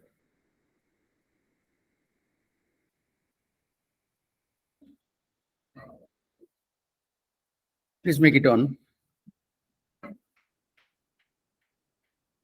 18 years old young people here. As I said,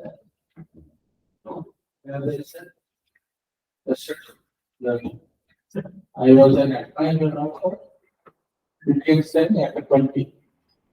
Visiting to Wittgenstein at the age of 60.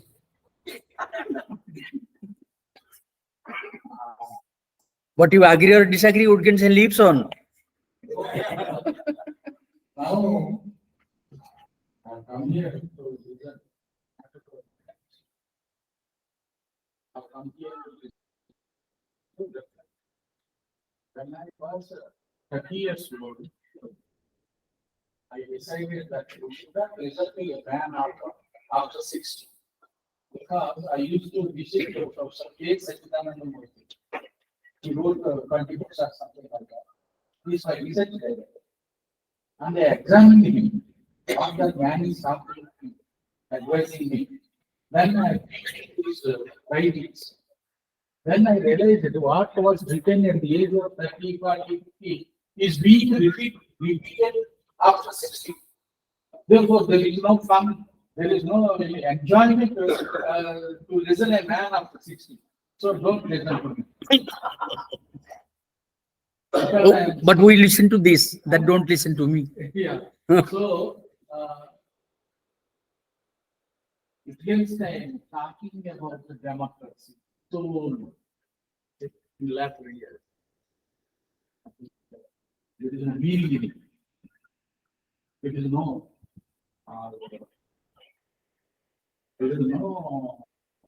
purposefulness in Wittgenstein analysis, because the beginning is he explained something, later he disagreed with his proposition. Then if you use another 30 years, you might have the second position. Okay, then I am advising all the philosophy faculty in the world that don't talk about logic. Logic is essential to make philosophy, but logic is not philosophy. So I see when we study history of Dasharatha or Sri Ramachandra Prabhu, there is a history, there is a Prayana, Ramayana, travel, the travels of Rama. You will find the different places, different persons. So we can remember, recite. Okay, then what is the analysis?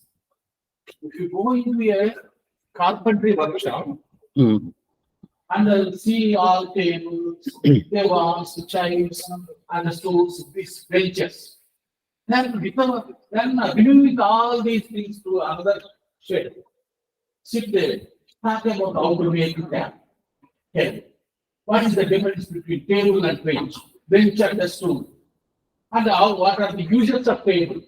So you are not making any table. You are not making any table or any child, but you are talking about child. What kind of child species has? Child is having legs. What about that hand? Whether it is having a hand or legs. Hands are there, legs are there, but no hand for the child.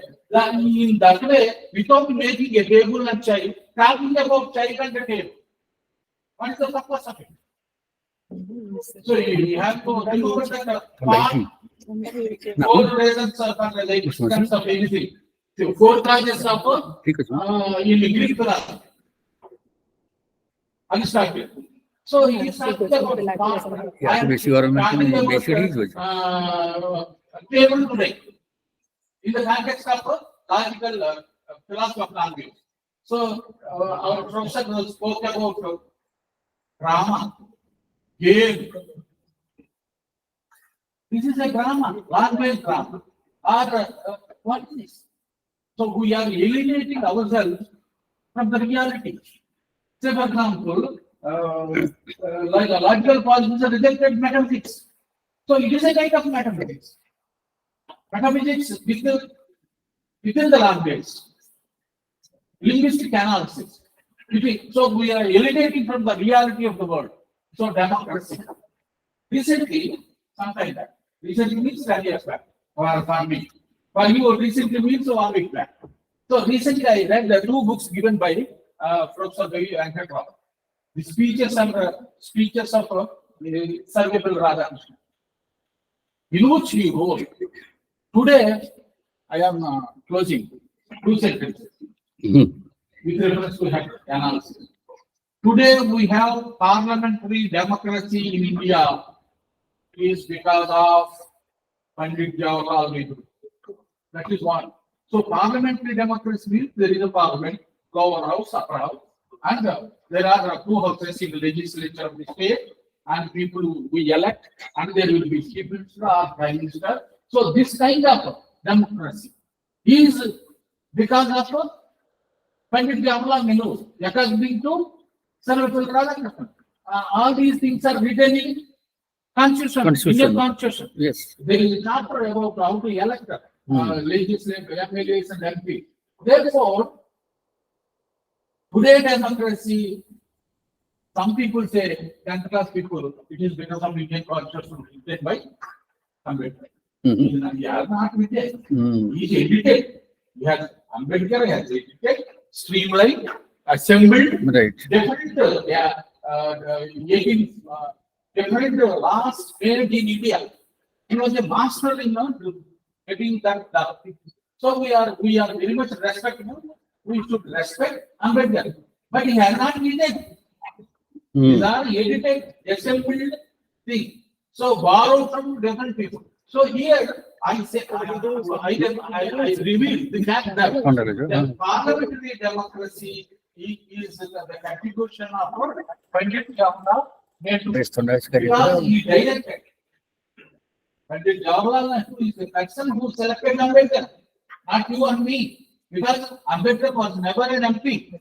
He was not in Congress or in Communist Party. He was an independent thinker, political thinker in a university. So the person is being invited to edit the Indian Constitution.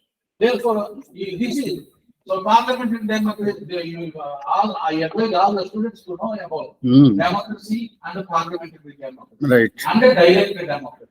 If directed democracy is introduced today, okay, because of Lord Sri Rama, everybody votes for Modi. But if you take into consideration the undivided India, only Muslim will become the Prime Minister of India. You know that? Okay, If okay. direct democracy is there, Muslim will be there. President, because Muslim population is more and united and they have cohesiveness, whereas the Hindus have no cohesiveness. Thank you very much. Thank you, Professor Hussain, for the illuminating remarks. I would thank Dr. Subhangaripati once again for the nice presentation and the reactions made by Professor Victor and Vijay Babu. I now hand over the microphone to Dr. Ashok Kumar Tarai to take up the papers of Dr. Rajiv Lochan Behra, Banaras Hindu University online, and Sri Vijay Upadhyay offline, who is present here. Professor Tarai. Thank you very much, the organizing secretary, for giving me this privilege to present over this session. Thank you.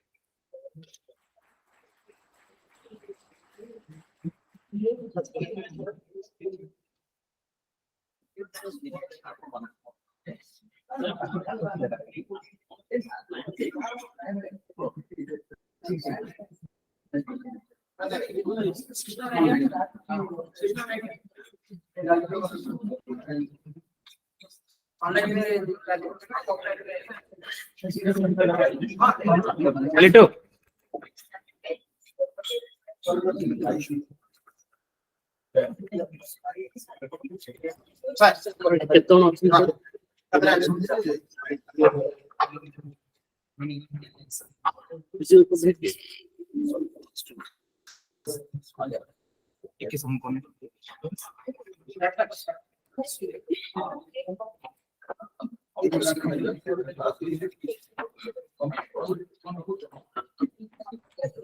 Light by take up. Light.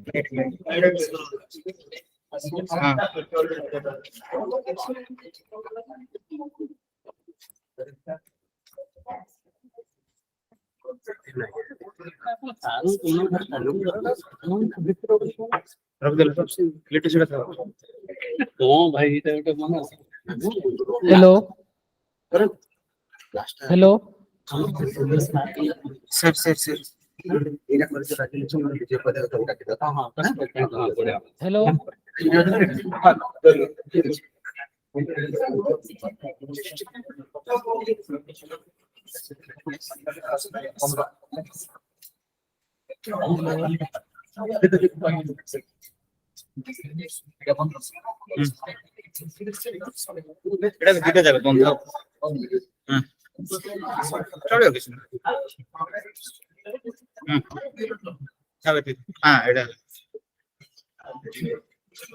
Sir, ready, sir.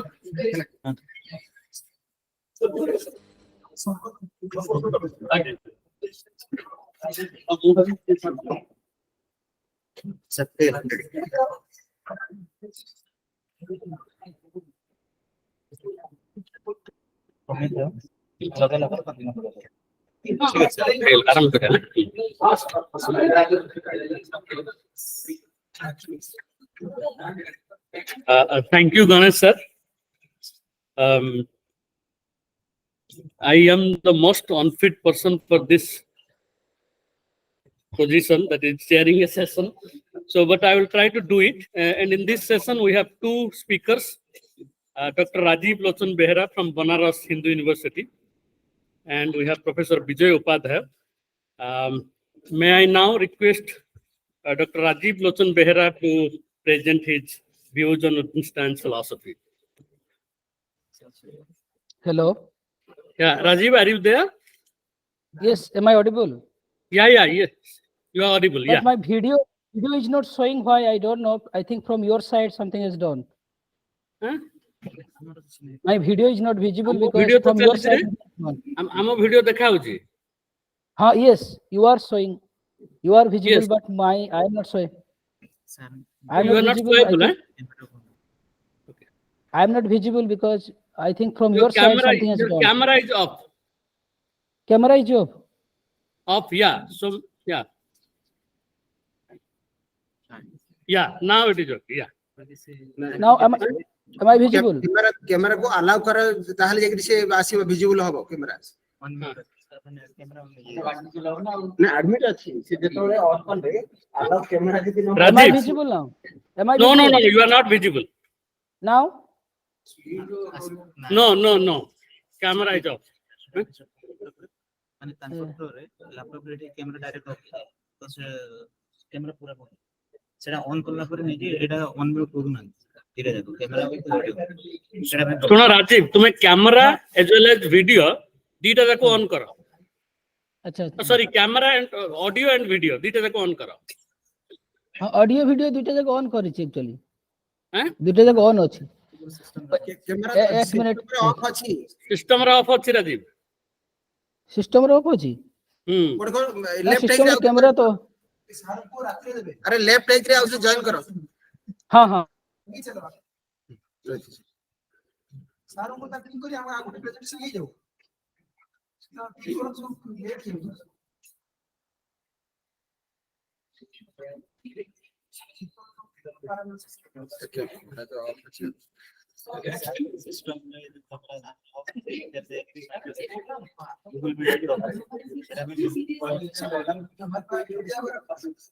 same thing actually same thing हाँ video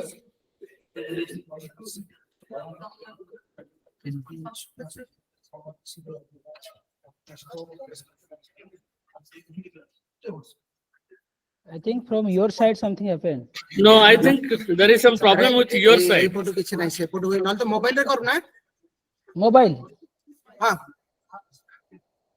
mobile रे कर दियो हाँ mobile करती mobile mobile दिन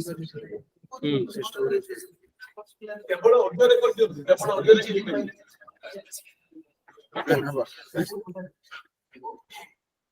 तो mobile में भी सही प्रॉब्लम देखाउची ऑडियो चैनल ऑडियो कर start Okay, you can give an audio presentation, eh? हाँ Please go on. Yeah. So respected coordinator of the seminar and the chairperson of this session, I am Rajiv Lachan Behra from BHU, Department of Philosophy and Religion, and I am very happy to engage here with a title, Semantics of Language, Music and Intention, an appraisal of Wittgenstein's philosophy of language. This paper will start with some interrogative expressions like, is music a form of social art? Is music a form of communication? Is music a language? Are there any semantical symmetries between language and music? This paper aims to get the answer of these questions. According to Wittgenstein's method of language analysis, music lies within the semantics because it is a form of communication, which is both organization and significance. It is a complex and many multifaceted phenomenon serving purposes ranging from emotional and intentional expressions. It shows a path to arrive at the inner sense of happiness. It's a form of language that is integrated and cohesive in nature, which bears several properties of semantics. Here, the semantic aspect of this language encompasses a rich array of elements, including Wittgenstein's language game, family resemblance, emotional and intentional resonances. The integration of music with language, emotion and intention enriches its semantic dimensions. This study demonstrates that The language music integration with intention and emotion. With its semantic aspect, it continues to evolve and adopt the ever-changing lingua-cultural landscapes. In the case of language-music relationship, it is an evidence, there is an evidence in ancient Greece which focuses on music and poetry. But in the modern era, due to the development of modern neuropsychological research and modern linguistic research, it has been developing the generative theory of tonal music, which is an attempt to postulate a common theory to cover all human cognitive capacities, which is an capacities that vouches for a mental grammar of music that shows some aspect of music cognition. Here, the philosophical study of language and music relationship is based on Wittgenstein's central arguments of the philosophy of language with reference to his significant work, Philosophical Investigation, a lecture on ethics and culture and value. Music is a form of language. In general, if we consider that music is a form of language, then it produces in us a unique form of emotions and intention having nothing in common with our ordinary sensation and our responses to the impressions of daily life. Wittgenstein, in his lecture on ethics, argues that there are two different answers to questions like, first of them is the trivial one, which is raised by the comparison between two or more situations. For instance, whether it is right to wear a coat in cold weather. The another one is ethical or absolute one. In this sense, there is no meaning in comparison. In other words, there is an absolute and every other person should follow it. For example, stealing is bad. Our quest to understand music as a language in both trivial and absolute in this sense, because while arguing that music is a form of expression, we also try to support its connection with our emotions as well as intentions. In his philosophical investigation, he asks that how is a musical work composed? There must be a thinking process, and accordingly, Wittgenstein believes that thinking of music could be in two different ways. Some composers think about their pains. This means they stick to the compositional rules and theories. Other musicians think with imagined sounds that plays inside their head.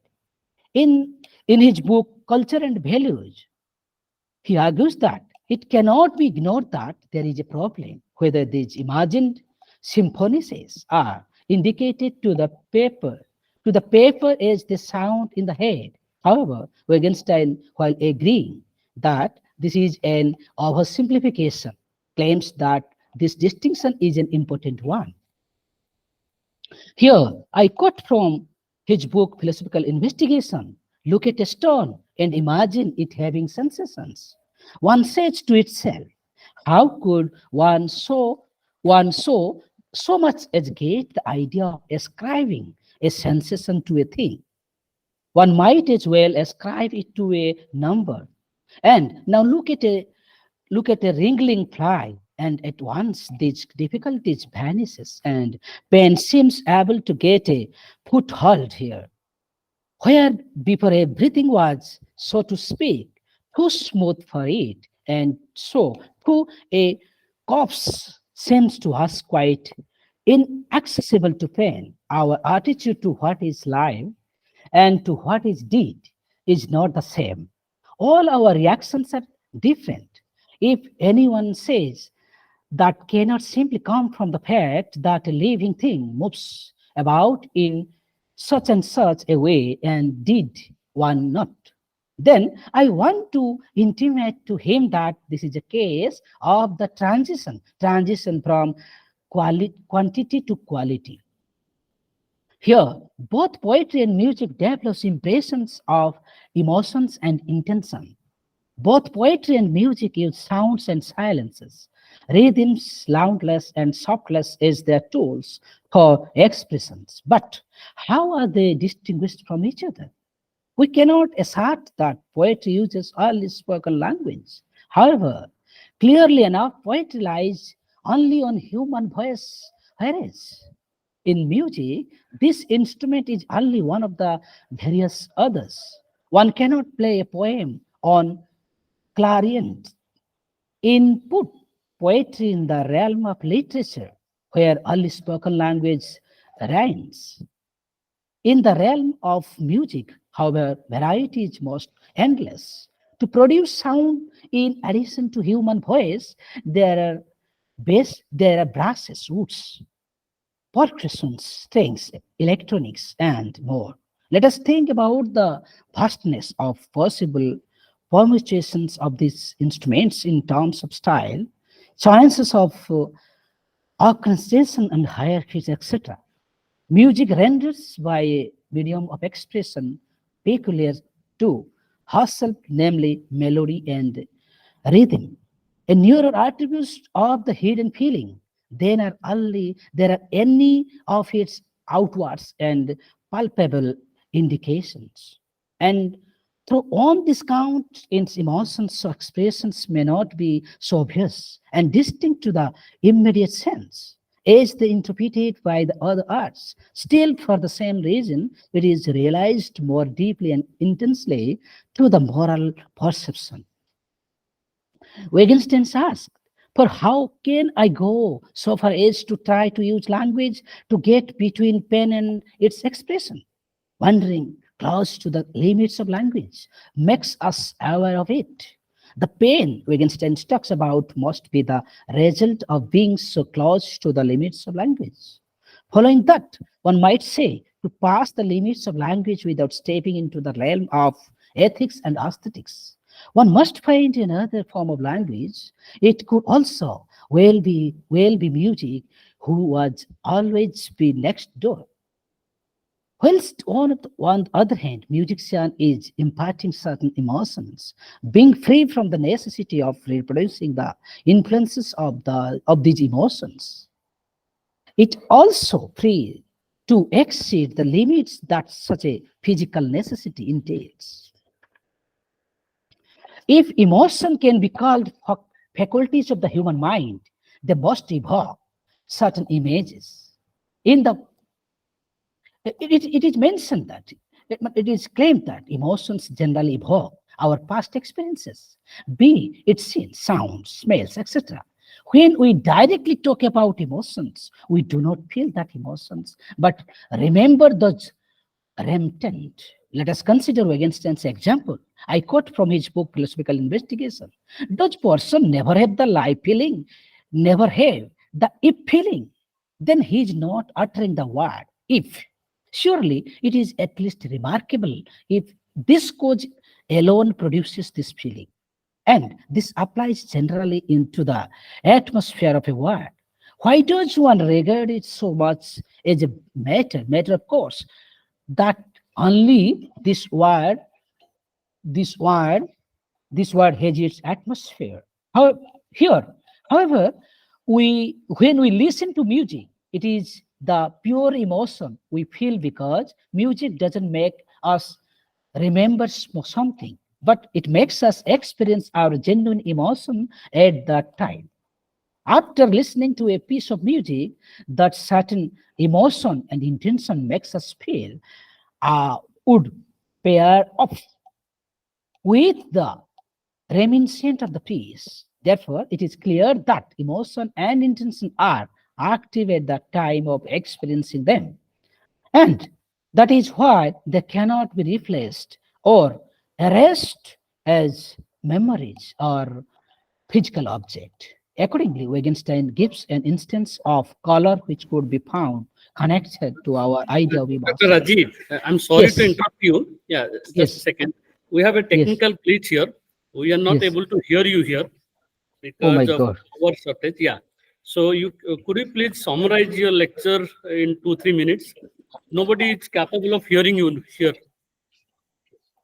Oh, So that is the problem. Yeah. So very if you less can, things is there. Very less things. I'm going to finish just. yeah, Yes, except I can me, say. nobody is capable. Yeah, please summarize it here. Yeah. And now it is back. Okay, okay. Yeah, please Yes, it carry is on. up. Carry on. Yeah. Carry on. Okay, okay. Thank you so much, sir. So here I can say, when we listen to music, it is a pure emotion we feel because music doesn't make us remember something, but it makes us experience our genuine emotion at the time. After listening to a piece of music, that certain emotion makes us feel, uh, feel would pair off with the reminiscent of the piece. Therefore, it is clear that emotion and intention are active at the time of experiencing them. And that is why they cannot be replaced or erased as memories or physical objects. Accordingly, Wittgenstein gives an instance of color which could be found connected to our idea of emotion. I quote from the book Philosophical Investigation, something red can be destroyed, but red cannot be destroyed. And that is why the meaning of the word red is, quote unquote, is independent of the experience of a red thing. Certainly, it makes no sense to say that the color red is torn off or pounded to bits. But don't we say the red is vanishing? And don't clutch at the idea of our always being able to bring red before our mind's eye, even when there is nothing red anymore. That is just as if we close to say that there would still always be a chemical reaction producing a red flames. For suppose you cannot remember the color anymore. When we forget which color this is the name of it, close its meaning for us. That is, we are no longer able to play a particular language game with it. And the situation then is comparable with that in which we have lost a paradigm which was an instrument of our language. Here, the place of emotion and their linguistic and the musical retribution is the concept of expressivity seems quite important and immediate. Without them, it is not possible to state something in the framework that we want. After covering off about the place of importance of expression of emotion in music, we can finally summarize this study and come to a conclusion. The language of music is quite different from the language of intentionality.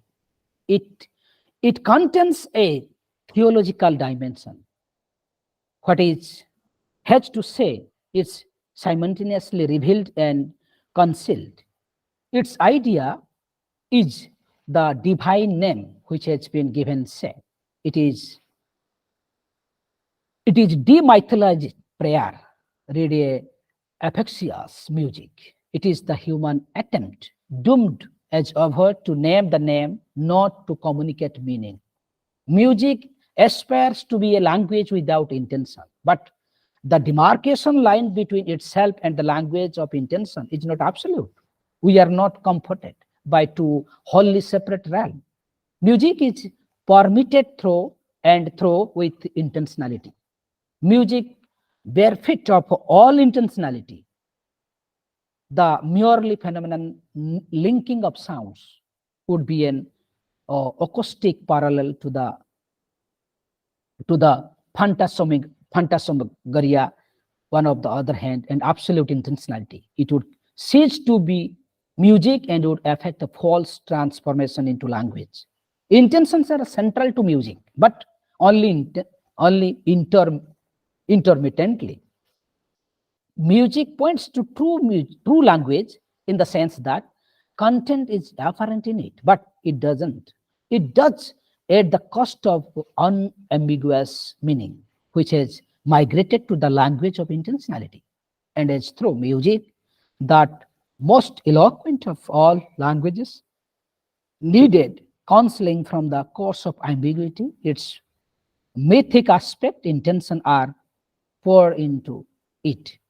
This point to the question interpretation. Interpretation is essential to both music and language, but in different ways. To interpret language means to understand language. To interpret music means to make music. Musical interpretation is performance, which is synthesis retains the similarity of language while obliterating every specific resemblance. This is why the idea of interpretation is not an accidental attribute of music, but an integral part of it. To play music correctly means first and foremost, thus to speak its language properly. This calls for limitations of itself, not a disfering process. Music only discloses itself in memetics, which admitted may take place silently in the imagination. On an analogy with silent reading, it never yelled with security, which would interpret it independently of fulfillment. Music shows a further resemblance of language in the fact that as a medium facing ship rank, it is sent like intentional language on the odyssey of unending meditation in order to bring the impossible back home. But it forms a meditation, and meditation of intentional language unfold according to different laws, not in a system of mutually dependent meaning, but lethal aversion into system of interconnections with one rhythm, the meaning it overrides in each individual instance. In order to distinguish music from the mere succession of sensuous stimuli, it has been termed a structured or meaningful totality. These terms may be acceptable in as much as nothing in music stand alone. Everything becomes what is in memory and acceptation through its physical continuity with its neighbor and its mental connection with what is distant from it. But the totality is different from the totality of meaning created by intentional language. Indeed, it realizes itself in opposition to intention, integrating then by the process of negating each individual. Unspecifiable one. Music as a whole incorporated intention, not by developing them into a still higher, more abstract intention, but by setting out to proclaim the non-intention as the moment when all intention of coverage are fused together. Thus, music is almost the opposite of a meaningful totality. Even when it seems to create one, it contrasts to mere sensuous experience. It is more than intentionality. But the opposite is no less true. There is no music which is wholly devoid of expressive elements. In music, even non-expressiveness becomes expression. Resounding and animated are more or less the same thing in music, and concept of form explains nothing of what lies beneath the surface, but merely pushes the question back to stage and what is represented in the sounding, animated totality. In short, to what goes beyond them, beyond form. Form can only be the form of content, the specific necessity, the immanent logic, the evaporated becomes mere games in which everything could be literally be something else. In reality, however, musical content in the profusion of things which obey the rules of musical grammar and syntax. Every musical phenomenon points to something beyond itself by reminding us to something, contrasting itself with something, and rousing our expectation.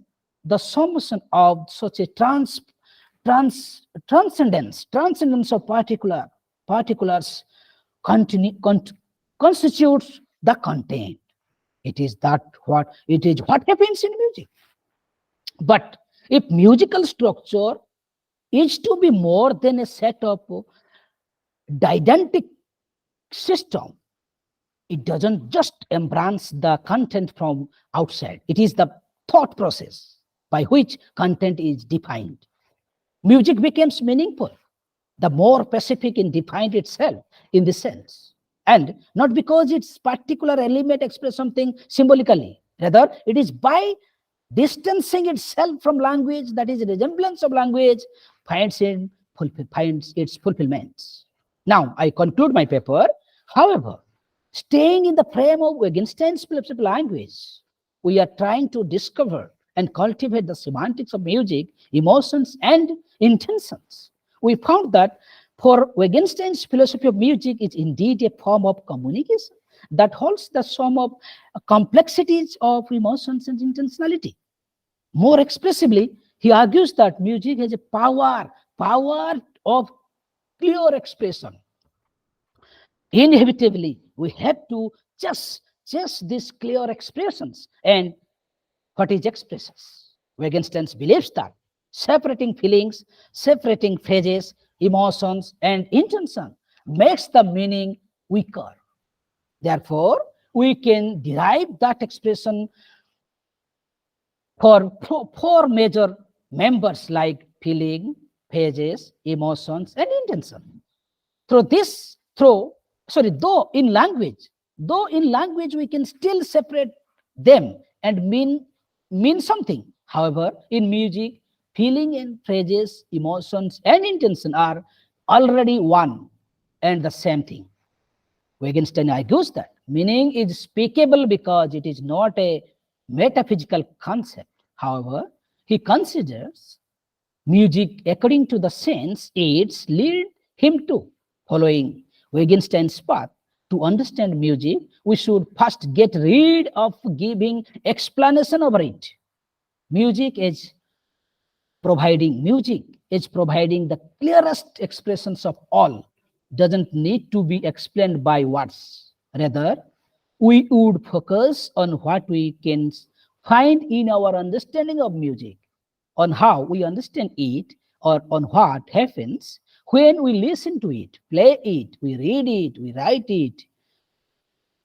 To come to this conclusion, I followed Wittgenstein's major writings such as Philosophical Investigation and Value and Culture and Value to create strong connection among Wittgenstein's understanding of language, music, emotion, and intention.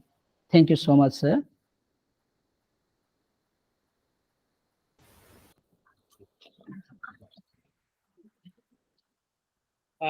Thank you, Dr. Rajiv, for your performative speech or deliberation.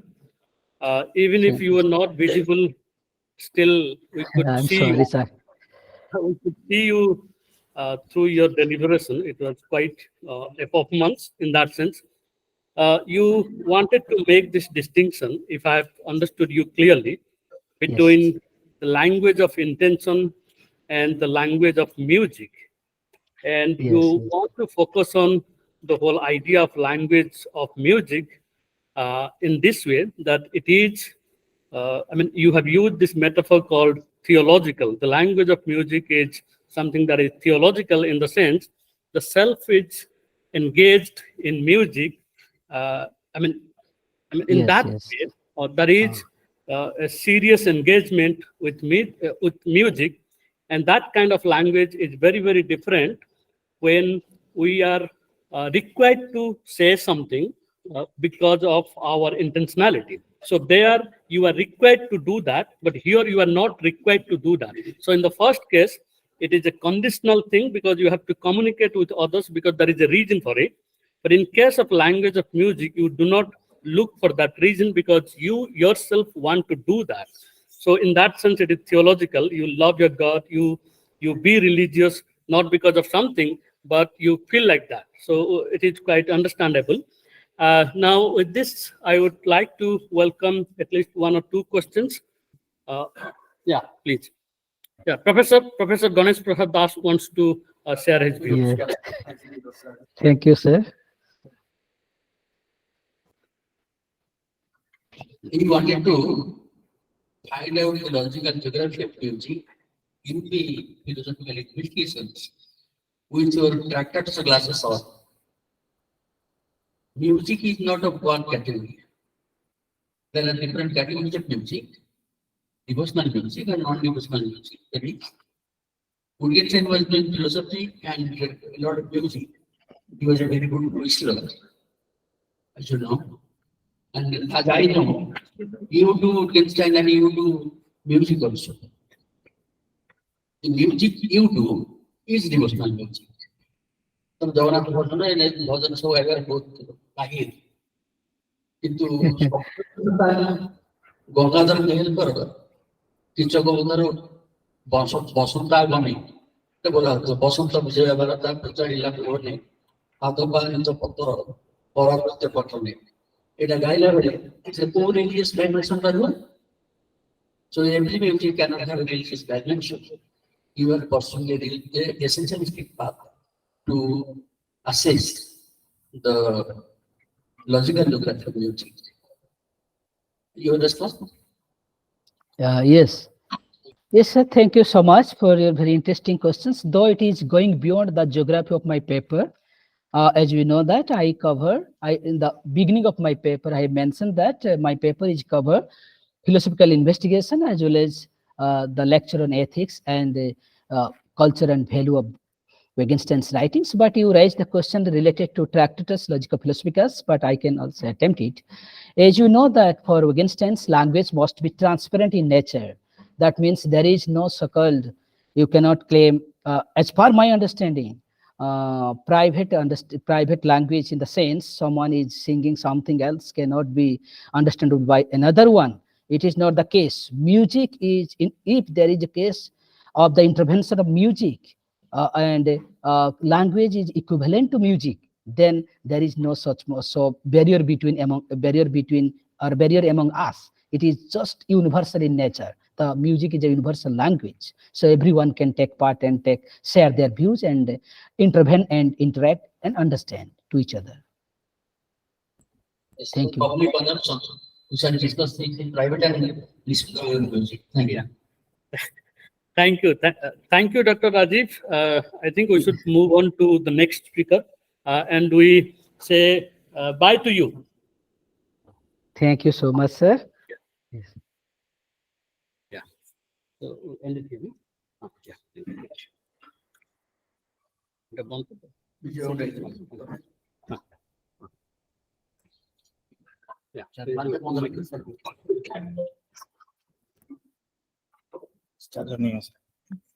May I now invite Professor Peter for to present it. Sir, I think straight go to this.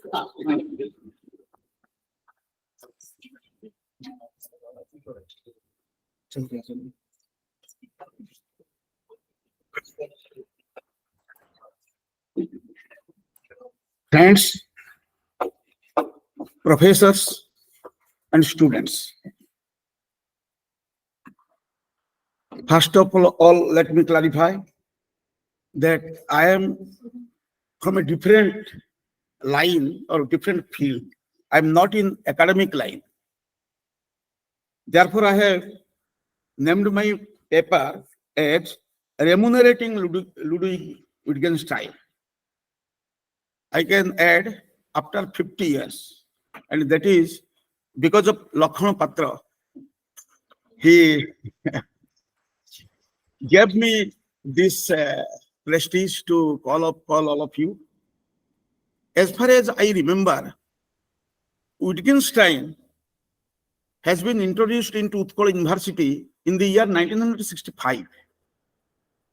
After Dr. Ganeshwar Mishra came from his study from outside, he was a direct student of AJIR. And after he comes back, he started this. And as far as I heard, that is the first university throughout India to introduce Wittgenstein into philosophy. Here and Wittgenstein both. Eh? Here and Wittgenstein both. Yes, both. So we are lucky in that sense that we have come under direct influence of Dr. Ganeshwar Mishra and tried to understand Wittgenstein through his teachings. There was another teacher, his name is K.P. Mishra, Krishna Prasad Mishra, who always relates Wittgenstein through stories. And sometimes he makes cocks and bull stories because it is his nature. He's a story writer, you know, a first great story writer in Odisha. So once he told in the classroom a story about Wittgenstein. That was an interesting story. But later on, I will tell what happened next. He told like this, that Wittgenstein, Bertrand Russell was in his quarter in Oxford University or Cambridge University, where he was spending time with Carolina. I think she is his fifth wife or something like that, Carolina. So at that time, there was a knock in the door. There was no calling bell. There was a knock in the door, and entered a young man with disabled hairs, very worried, looking almost mad. And he, after entering the room, he Paichara jo kuhunti, podocharana, emundoru semundo, he started traveling the length of the drawing room. So he was known to, earlier he was a student of Bertrand Russell, known to him. It was about 10 o'clock in the evening, and he was having a churut, this Bertrand Russell, and just looking what this man is doing. So he traveled here and there and here and there and here and there. Then immediately he stopped before him after 10 or 15 minutes and asked, "Sir, tell me the truth. Am I mad?" So he was confounded. What answer can he give? Russell told him, "Yes, I will tell the answer to you after 1 month. You take 1 month's time and write down whatever comes to your mind. And after 1 month, you give me what is written by you, and then I will answer whether you are mad or not." ପିଲାମାନେ ବୁଝୁଛ ନା ଓଡ଼ିଆରେ କହିବି? ବୁଝୁଛ ତ କଥାଟା? ଆଜ୍ଞା, Anglo ଓଡ଼ିଆରେ। ଠିକ ଅଛି, ମିଶେଇକି କହୁଛି। ତ ତାପରେ he gave the paper after 1 month, just after 1 month, just after 30 days. He came back to Bertrand Russell, gave some papers to him, and then left. ଯେମିତି ଆସିଥିଲେ ସେମିତି ଚାଲିଗଲେ। ଝଡ଼ ବେଗରେ ଆସିଲେ, ଝଡ଼ ବେଗରେ ଚାଲିଗଲେ। ତାପରେ ୱିଟଗେନଷ୍ଟାଇନ୍ ସେ ପେପର ପଢିଲେ। କିଛି ଦିନ ପରେ, 6-7 ଦିନ ପରେ ତାଙ୍କୁ କଣ୍ଟାକ୍ଟ କରିବା ପାଇଁ ଚେଷ୍ଟା କଲେ। ଦେଖିଲାକୁ ୱିଟଗେନଷ୍ଟାଇନ୍ ଆଉ କେମ୍ବ୍ରିଜ ବିଶ୍ୱବିଦ୍ୟାଳୟରେ ନାହାନ୍ତି, ସେ ଚାଲି ଯାଇଛନ୍ତି ଅଷ୍ଟ୍ରିଆ। ତ ବହୁତ ଚେଷ୍ଟା କଲେ ତାଙ୍କୁ କଣ୍ଟାକ୍ଟ କରିବା ପାଇଁ, କଣ୍ଟାକ୍ଟ କରିପାରିଲେନି। ଜଣା ପଡ଼ିଲା ଯେ ସିଏ ୱାରରେ ଜଏନ୍ କରିଛନ୍ତି। ସେତେବେଳେ ପ୍ରଥମ ବିଶ୍ୱଯୁଦ୍ଧର ସମୟ, 1913 ମସିହାର ଘଟଣା ଏଇଟା। ସିଏ ଯାଇକି ଆର୍ମିରେ ଜଏନ୍ କରିଗଲେ ଏବଂ ତାଙ୍କର ପତ୍ତା ମିଳିଲା ନାହିଁ ପ୍ରାୟ 5-6 ବର୍ଷ। ତାଙ୍କୁ ପୁଣି ଥରେ ସେ କଣ୍ଟାକ୍ଟ କଲେ 1919ରେ। ତାପରର ଷ୍ଟୋରି ତ ଆପଣମାନେ ଜାଣିଛନ୍ତି, ମୁଁ ଆଉ ଯିବିନି ତାପରେ। ତ ଏଇ ଘଟଣାଟାକୁ, ଏଇଟା ସତ କି ମିଛ, କେତେ କକ୍ ଆଣ୍ଡ ବୁଲ୍ ଷ୍ଟୋରି ଏହା ଭିତରେ ଅଛି ଜାଣିବା ପାଇଁ ମୁଁ ବହୁତ ଏହା ଭିତରେ ଚେଷ୍ଟା କଲି ଦେଖିବା ପାଇଁ ଯେ ହ୍ୱାଟ ହାଜ ରିଏଲି ହ୍ୟାପେଣ୍ଡ। ତାପରେ ଯାହା ପାଇଲି ସେଇଟା ହଉଛି ଏଇଆ। ଆପଣମାନେ ଜାଣିଥିବେ ବର୍ଟ୍ରାଣ୍ଡ ରସେଲର ଗୋଟେ ବିଖ୍ୟାତ ବହି ଅଛି ଯାହାର ନାଁ ହଉଛି ପ୍ରିନ୍ସିପିଆ ମ୍ୟାଥମେଟିକା। ଯେତେବେଳେ ୱିଟଗେନଷ୍ଟାଇନ୍ ଏରୋନଟିକ ଇଞ୍ଜିନିୟରିଂରୁ, ମୁଁ ଏଇଟା କହୁଛି ଭିକ୍ଟର ସାରଙ୍କ ପାଇଁ, ଭିକ୍ଟର ସାର ଯୋଉ କହୁଥିଲେ ପାଗଳ, ସେ କେମିତି ପାଗଳ ନୁହନ୍ତି ମୁଁ ସେଇଟା ପ୍ରମାଣିତ କରିବା ପାଇଁ ଭିକ୍ଟର ସାରଙ୍କୁ ଏଇଟା କହୁଛି। ଏରୋନଟିକ ଇଞ୍ଜିନିୟରିଂର କିଛି ଫଣ୍ଡାମେଣ୍ଟାଲ କ୍ୱେଶ୍ଚନ ସେ ଫେସ୍ କଲେ, ଯୋଉଟାକୁ ସମାଧାନ କରାଯାଇ ପାରିଲା ନାହିଁ ଏରୋନଟିକ ଇଞ୍ଜିନିୟରିଂ ଶାସ୍ତ୍ର ଭିତରେ। ତେଣୁ ତାର ସମାଧାନ ଖୋଜିବା ପାଇଁ ସେ ମ୍ୟାଥମେଟିକ୍ସ ପଢିଲେ। He became a student of mathematics. ଏବଂ ଫ୍ରେଗେ ବୋଲି ଜଣେ ଫିଲୋସଫର, जे कि तांको यूनिवर्सिटी रे थिले I think Manchester Sethi Frege कहले तांको जे तमे जदि मैथमेटिक्स रो विभिन्न विषय जानिया पई चाहो तार जो थ्योरी विषय जानिया पई चाहो गो टू बर्ट्रांड रसेल जे कि व्हाइट हेड को संगे मिसी कि गुटे बही तयारी करचंती जहार ना होची प्रिंसिपिया मैथमेटिका तो सेठू सीए सेठू आसिले कैम्ब्रिज यूनिवर्सिटी एवं कैम्ब्रिज यूनिवर्सिटी आसिकी सीए निजकू बर्ट्रांड रसेल को भेटले एवं बर्ट्रांड रसेल तांको ग्रहण कले जेतले बर्ट्रांड रसेल तांको ग्रहण करचंती सेते बेले सीए माने से केमिति लोक तांको विषय कोन भाबुचंती बर्ट्रांड रसेल ए विषय से कारोलिना को पाखु सब चिट्ठी लिखिचंती जे ये young and energetic man but very arid एवं विभिन्न चिट्ठी लिखिचंती जो चिट्ठी गुडा को मत भारी इंटरेस्टिंग जे तांको विषय तांको फर्स्ट इंप्रेशन कोन जे तो मु ताको पढुनी से चिट्ठी पढुनी तो बहुत चिट्ठी से कारोलिना को लिखिचंती अबाउट विटगेनस्टाइन माने व्हिच प्रूव्स दैट ही लिखिचंती गुटे चिट्ठी जे I love Wittgenstein but he is a arid kind of man, very argumentative, does not agree to things so easily. हमको जिमते कह अरे ईश्वर अछंती ईश्वर कहीं के अछंती कई प्रश्न पचारुछ कि बापा माँ कहिचंती ईश्वर अछंती तेणु ईश्वर अछंती शास्त्र कहूची ईश्वर अछंती तेणु ईश्वर अछंती शास्त्र को प्रश्न करनी बापा माँ को प्रश्न करनी गुरु को प्रश्न करनी प्रश्न न करवाटा हूँ भारत वर्षर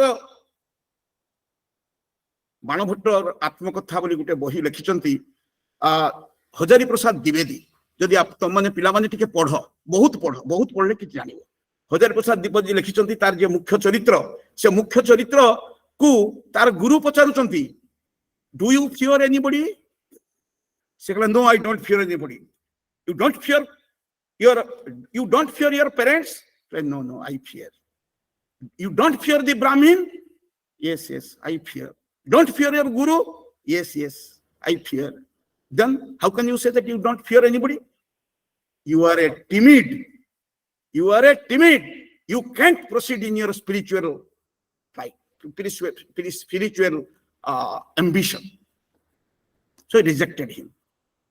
बाणभट्टर आत्मकथारे मु इटा कहली आपण को तो सेही भली चरित्र थिले Wittgenstein जे कि कहा को डरू नथले सब को प्रश्न करूथले he questioned Principia Mathematica then after finishing Principia Mathematica Bertrand Russell was engaged in writing another book and the name of the book was Theory of Knowledge.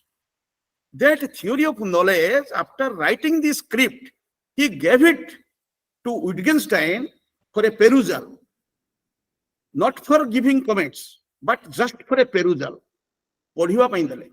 After reading that, so vehemently and critically, he criticized Bertrand Russell that Russell was almost paralyzed.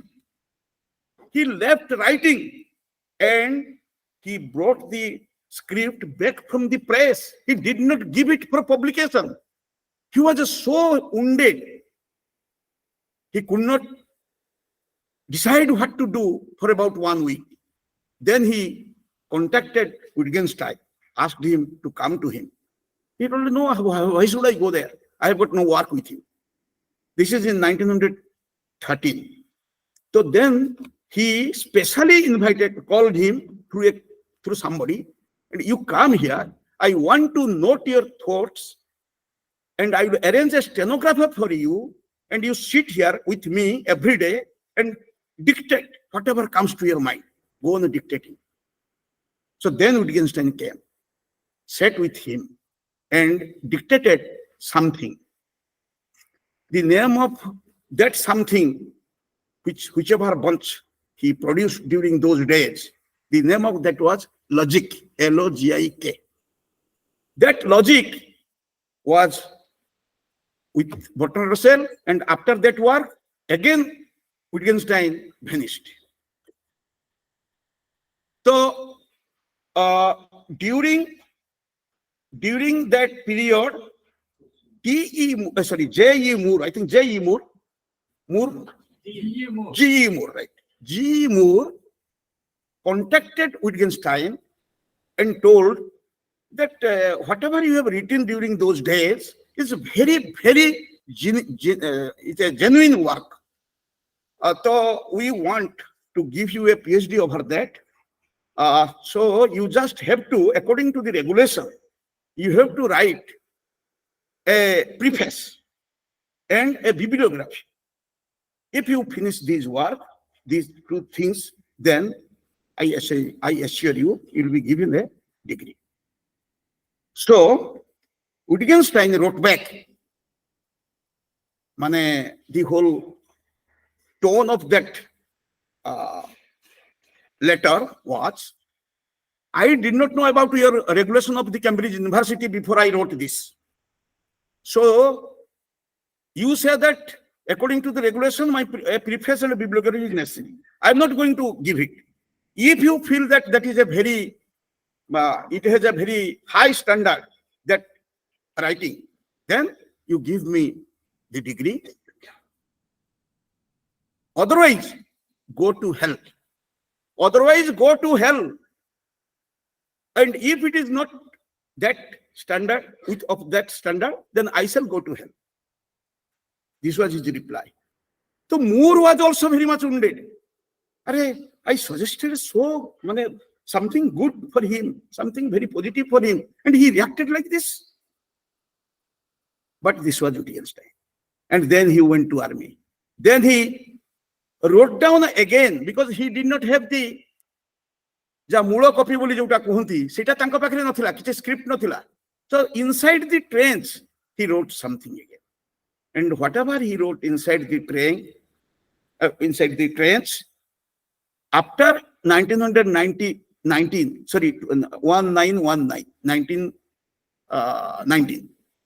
when he came out, because he was a POW, prisoner of war ended, he was released. Then he came back to Cambridge through some friends of Russell and Moore. So there, this thing again he submitted. And both Russell and Moore were the examiners of this thing, which was a revising edition of logic. And its name was TLP, Tractatus Logico Philosophicus. Are you finding it interesting? I am really going to the biography part of Wittgenstein, because others have dealt with the problems of different books. I am just going to give you the picture of a personality. So now, about this personality, there is an interesting story. Before going to story, ମୁଁ खाली कहूची एति कथा जे जत्ते बळे सेटा से पाइले जे येटा सेतळे मूर जो opinion रखिले ताको थेसिस ऊपर से ओपिनियन टा होची, it is my personal opinion that Mr. Wittgenstein's thesis is a work of genius, but be it as it may, it is certainly well up to the standard required for a Cambridge degree of a PhD. एति कथा केवल लिखिले. Russell मध्ये equally appreciated ढंगरे तांकर मतामत लिखिले. तो ए genius कथारे कहिबी जे विटगेनस्टाइन तांको सानो value गोटे कथारे सब बेले तांको सांग मानकु कहउतले एवं सेथिरे से दृढ़ थिले जे you either be a genius or be a nobody. Either you are a genius or a nobody. एटा थिला तांकर चिंताधारा. सेथि पई से खूब परिश्रम करथले टू बिकम ए जीनियस. तुमे सुनले आश्चर्य हो पिलावानी जे तांकर आईक्यू थिला 190 आउट ऑफ 100. तांकर आईक्यू थिला 190. जोटा साइकोलॉजिस्ट माने कहନ୍ତି तांको जो माने परीक्षा करछ जोटा कि गुटे इम्पॉसिबल कथा. Therefore he is an no doubt he was an impossible genius. आ गुटे इंटरेस्टिंग कथा होची मु काली देखली से फोटोटा. He was reading together with Hitler, Adolf Hitler. गुटे गार पिला थिले से माने, अर्थात ऑस्ट्रिया रो लीज बोली गुटे प्राइमरी स्कूल जोटी दि जण सांग होई पढुतले. एवं खेल पड़िया रे थरे खराब गाली कले हिटलर विटगेनस्टाइन को. तो हिटलर गुटे धक्का मारी के तांको तळे पके देले एवं कहला आ केबे एमिति गाली करिया पे तू चेष्टा करिबोनी. से जो पढ़ी ପରେ ଐତିହାସିକ ମାନେ କହନ୍ତି that is the reason why he went against the Jews because Wittgenstein was a Jew ଅନେକ କହନ୍ତି। ଆଉ ଇଣ୍ଟରେଷ୍ଟିଂ କଥା ହଉଛି ଆଉ ଗୋଟେ ଜାଗାରେ ଆଉ ଗୋଟେ ରେକର୍ଡ ମୁଁ ଦେଖିଲି ଯେ he was spying against Hitler on behalf of USA America ତରଫରୁ ଦୀର୍ଘ ଦିନ ଧରିକି ହିଟଲର ମରିବା ପର୍ଯ୍ୟନ୍ତ he was spying against him ଏବଂ he has ବହୁତ କ୍ଲୁ ଦେଇଥିଲେ ଯାହା ଫଳରେ କି ହିଟଲରକୁ ସେମାନେ ଧରି ପାରିଥିଲେ ଏଇଟା କୁହାଯାଏ। ତ ତାଙ୍କ ଉପରେ ଗୋଟେ ଫିଲ୍ମ ହେଇଛି ସେ ଫିଲ୍ମଟା ଯିଏ କରିଛନ୍ତି ତାଙ୍କ ନାଁ ହଉଛି ଜର୍ମାନ JARMAN ତାର ସ୍କ୍ରିପ୍ଟ ଲେଖିଛନ୍ତି ଇଗାଲଟନଙ୍କ ନାଁ ଶୁଣିଥିବ ସେ ହଉଛନ୍ତି ଜଣେ Marxist theorist on literature A Marxist theorist on literature, he has written a script. माने सबुठु इंटरेस्टिंग कथा होची आपण माने उपनिषद रु जानिथिबे जे दैत्य दानव आ मनीष समस्ते मिसिकी सांग होई कि गले ब्रह्मांक पाखकु एवं पचारिले जे हमें कोन करिवु कह सेटु गुटे शब्द से उच्चारण करथिले दा ते दारु सब विभिन्न अर्थ बाहर करथिले किए बुझिला दान किए बुझिला दमन किए बुझिला दया तो दमन जी बुझिला से दमन बाटरे गला दान जी बुझिला से दान बाटरे गला आउ दया जी बुझिला से दया बाटरे गला तो देव दानव दैत्य एमिति भाबरे बुझिथिले सेमिति उडगेनस्टाइन कर जो हास्य ताकू जी जो बाटरे बुझिला से सेही बाटरे गला इगलटेन मध्य थिले बहुत प्रभावित थिले उडगेनस्टाइन को द्वारा मूर मध्य थिले जे कि तांको टीचर सी मध्य ब्लू एंड ब्राउन बुक जो छपा है से अंश ग्रहण करछंती सी मध्य निजे तांकर क्लास रे अनेक समय बसुथिले परवर्ती अवस्था रे से फेरिले 10 वर्ष परे कारण तांकर पीएचडी परे से 10 वर्ष पुणी गायब होई गले जो समय से दैहिक श्रम करूथले एवं से कहउथले दैहिक श्रम थारु अधिक आनंददायी काम किछि नाही मनुष्य पई से जते काम करछंती जो कथा काली सार कहउथले बोधे हमर गणेश सार कहउथले से बहुत परिश्रम करबा काम सब करछंती जिमती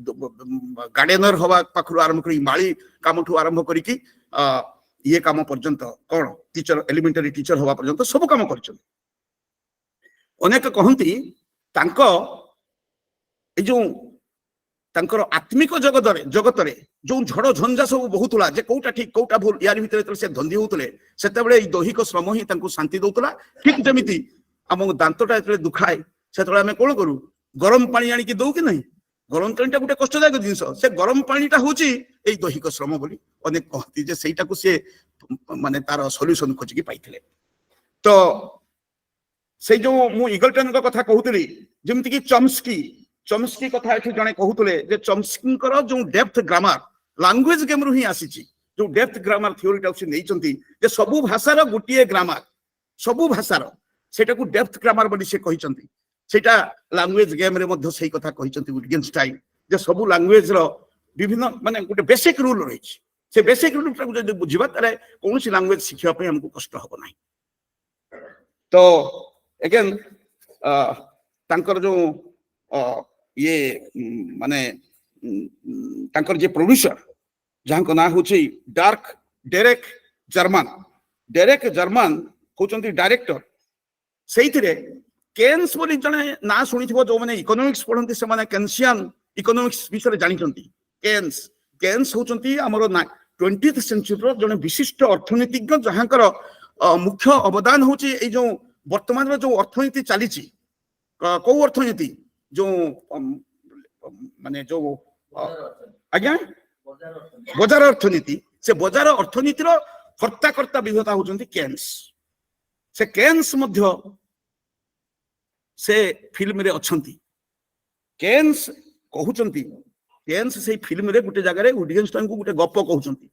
विटगेनस्टाइन जे चरित्र होईची ताको से गपटा कहउचंती so there was a clever young man very genius he was a genius very clever and young and enthusiastic and energetic so that young man once found that the world is very disorderly set world.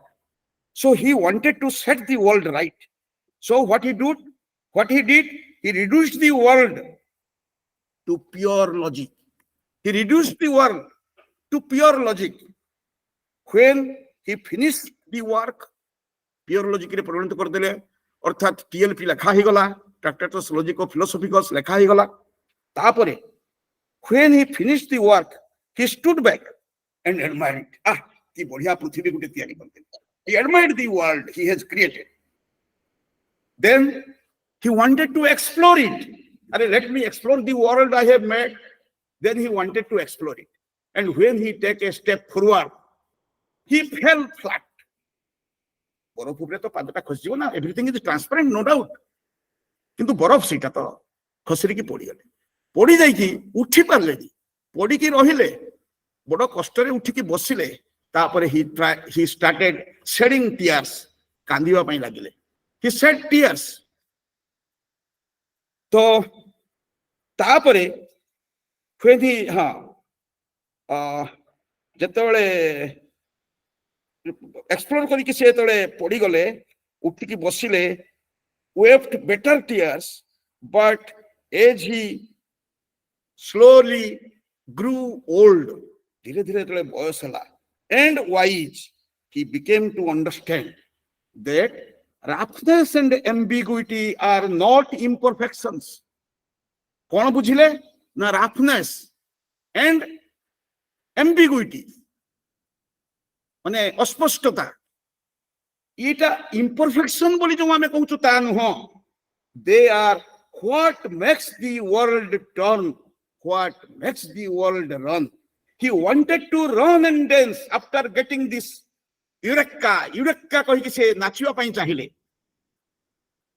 and the words and the things were battered and tarnished and ambiguous जेतले सीटा कले पुनी थरे सब शब्द ambiguous हे गला बाटाड हे गला माडो खाई कि छतु हे गले जेमति हुए and he but something in him was still himself the wise old man saw that was the way things were एटा ही होची सत्य लैंग्वेज गेम से आसी गला तापरे किंतु तापरे भी देखा गला जो कथा सार कहउतले हमरो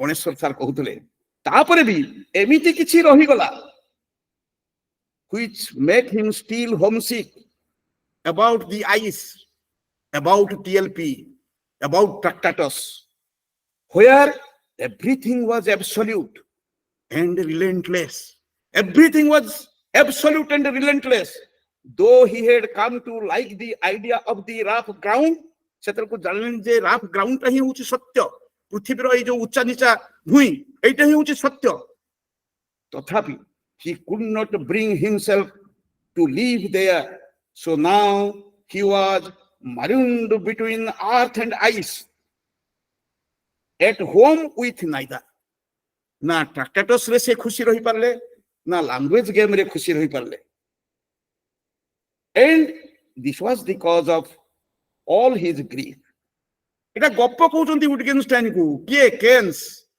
एवं कहउचंती एई जो पिलाटा कथा कहली ये किए ये होच तमे you are that fellow in that field विटगेनस्टाइन तू ही होची एया से गप्प शेषरे कहले से कहले जे एटा होची गुटे ग्रीक स्टोरी कि नाही नबडी दोस किंतु से गपटा कहले गप कहि करी the duty of a genius बोली तांकर जो रहिछि बायोग्राफी जे लिखिचंती रे मंक को ना सुनिथिबो जदि पारिबो तमे खोजि की पढिबो रे मंक लिखिचंती तांकर biography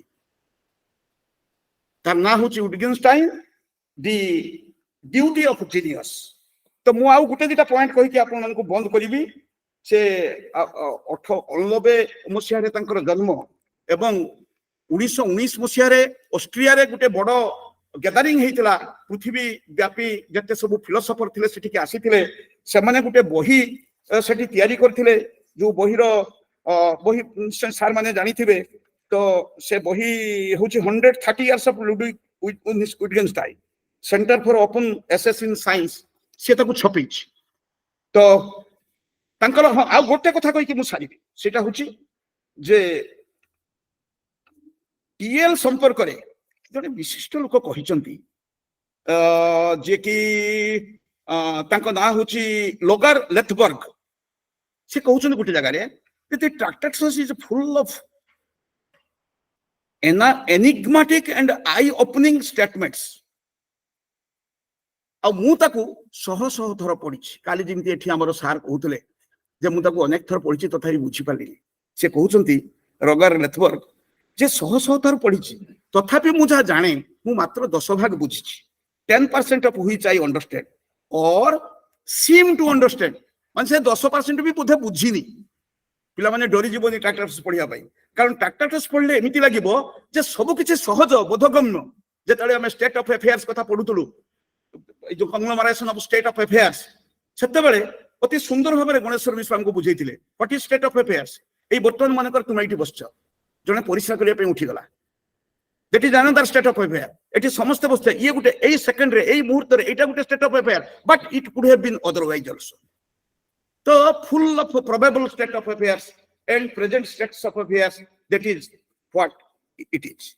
So we must remain, se jo ha tankara se कहउचंती J the logicus सेटा आरंभ होउची, opening sentence होउची, the world is everything, that is the case. The world is everything, that is the case. এবং তার সরিবা বাক্যটা হচ্ছে about that which we cannot speak, we must remain silent. এই দুইটা সেন্টেন্স দুই পটে রহিলা, 1 নম্বর আর 7 নম্বর, এইথিরে গোটে আর্ক তৈরি করছন্তি। আর্ক মানে গোটে ঘর তৈরি করছন্তি, যে ঘর ভিতরে তুমি পশিলে সেটা এতে এনচেন্টিং, কারণ নিজে উইটগেনস্টাইন থিলে জনে এনচেন্টিং পার্সোনালিটি। সে যাহা কহুতলে কেহি না কহি পারিবনি, তাঙ্ক আখিরু সবବେଳେ যেମିତି গোটে আলুও বাহারুলা, মানে গ্লিম। He has a কোন কইবা magician ভলিয়া, he can mesmerize anybody, even মানে অনেকে কহନ୍ତି সে এভলি পার্সোনালিটি মানে মেসমারাইজ করিଥିଲେ যে দেখিলে আশ্চর্য লাগে। তো পার্সোনালিটি মতে তাঙ্কর সেইয়া, কিন্তু ট্রাক্টাটস লজিকো ফিলোসফিকস ভিতরে থরে পশিকি বাহার সারলা পরে তাকু যদি খণ্ডন করিব তাহলে সেইটা জনক পাই ভারি কষ্টকর হইଯିବ। উইটগেনস্টাইন को পাই भी हेइतला, तांको थियोरी को नै कि लॉजिकल पॉजिटिविज्म बोली गुटे स्कूल जोटा कि ग्रहण कला जे एटा ही होची ठीक कथा। सेही लॉजिकल पॉजिटिविज्म स्कूल ले गुटे मीटिंग रे तांको डका गला जे आसो टिके हमकु वक्तव्य दियो, तमकु तो फॉलो करी के हमें करिचु, तमे आसो। से आसिले जेमति बसचंती भाई, सेमति से बसचंती लॉजिकल पॉजिटिविस्ट माने बसचंती सुनिया पाई। से कोन कले, चेयर को घुरे देले, से अर्थात ऑडियंस को पछ कर देले। पछ करी कि से गीतांजलि रु पढ़िया पाई आरंभ कले। म्यूजिक तो नुह, स्वर करिके गीतांजलि गाइले। गीतांजलि रवींद्रनाथ टैगोरंकर से सेठरू गीत पढ़िया आरंभ कले। तो माने रिजेक्टेड माने टीएलपी, किंतु रिजेक्ट करिबा परे मध्य next towards it, and he developed language, he developed this language game theory or usage, whatever you tell, but he was not very happy with his work. But he knows that this is the reality. Language game is the reality, and this is the world. We cannot make it so perfect with our inner thinking or our insight, so-called insight. So this is Wittgenstein. I myself, though I was a student up before 50 years, now also I am thrilled when I go through in Wittgenstein's work. I hope you will be happy with Wittgenstein, happy with Lokhan, who teaches you, and other teachers of this university, and take the pen to plow the land of Wittgenstein. Thank you.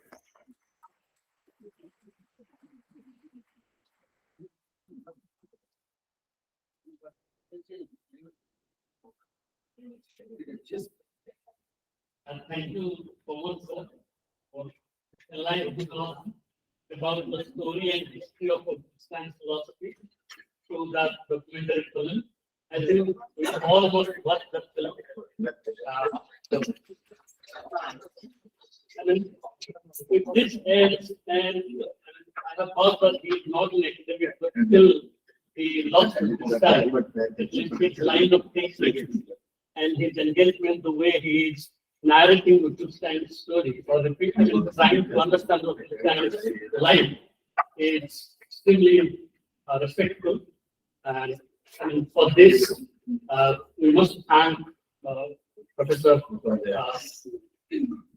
Anand Sir And I would like to request Professor Ganesh Das to share his views about Wittgenstein's life. To know the philosophy of Wittgenstein, we must know about the man Wittgenstein. That part of the source. Exactly the same.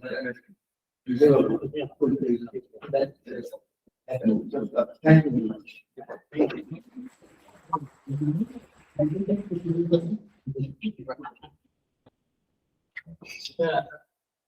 So I hand it over to the organizer of the market.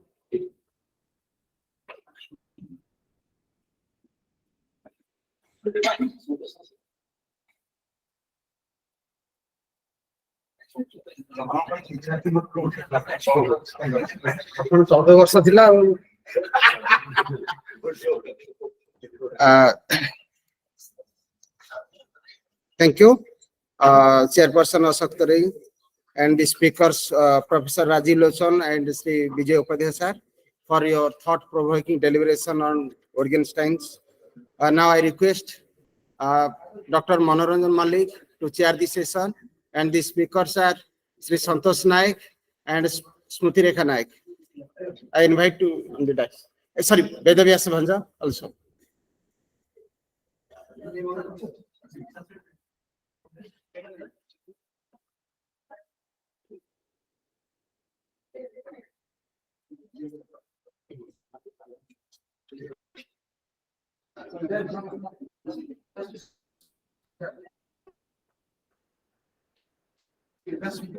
So thank you very much, Dr. Lakshman Pandit, for giving me opportunity to present over this session. So this is the last session of this seminar. So we have a 4 paper presentation. So one is absent. Sri Vedavyas Bhanja, Dr. Basu. Dr. Basu is absent. Sri Santosh Kumar Naik, Ms. Smruti Rekha Naik. So this is my sincere request. So try to utilize the justified time. So kindly finish your paper within 15 minutes. Then 5 minutes of discussion. Right? So okay. So now may I request Sri Vedavyas please. I got from Salipur. So he's in a faculty members in Department of Philosophy, Salipur College.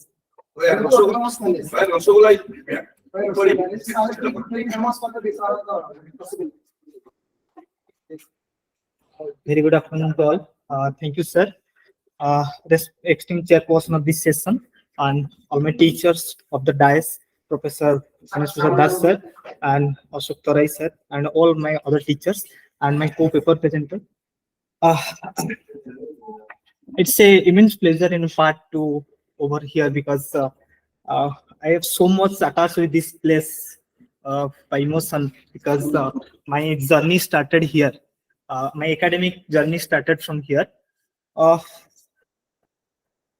It's very difficult to present a paper in that particular place because the theme this seminar, that is Wittgenstein's legacy, because all the persons, those who sitting in front of me, they all are the oceans of that particular field. So I'm a very little child in who watching that ocean for a very large distance. Still, I had a try to present some views. From last day, the title of my paper I choose, that is the theory of representation and understanding of meaning from Wittgenstein philosophy. But yesterday I hear all the lectures, and particularly Professor Das sir and Professor Tarai sir call Wittgenstein did not made any theory in his tractates. So it's not correct to call picture theory, but instead of theory, we call it as picture view. So I changed my title. I make my title the picture view of representation and understanding of meaning from Wittgenstein philosophy. So before I read out my paper, it's very important concept which I try to highlight in that paper, that is the pictorial form and elements, and secondly picture, sense and proof condition, and another thing is that the proposition and the possibility. Again, the propositional sign, propositions and the projective relation and names. These things are I highlighted in that particular paper. Wittgenstein particularly restrict himself to discuss the general fact, but he trying to discuss the particular fact. A fact is that which is a picture or a representation of something else. So first I highlight what is the pictorial form and element. Of Wittgenstein discussion of picture divide them into two parts. The first part is that the element of the picture and the form, and the second is the structure of the picture. So when he trying to discuss about fact, he divide that. That is, one is the element or form, and another is structure of the form. So in 2.131, Wittgenstein quote that in a picture, the element of the picture are the representation of object, and element of the picture stands for object in something like the way that names stands for their reference, but the form of the picture also has a role to play in determining what the picture represents. Again, he quote in 2.15 the fact that the elements of a picture are related to one another in a determining way represent that things are related to one another in the same way. Let us call this connection of its elements the structure of the picture.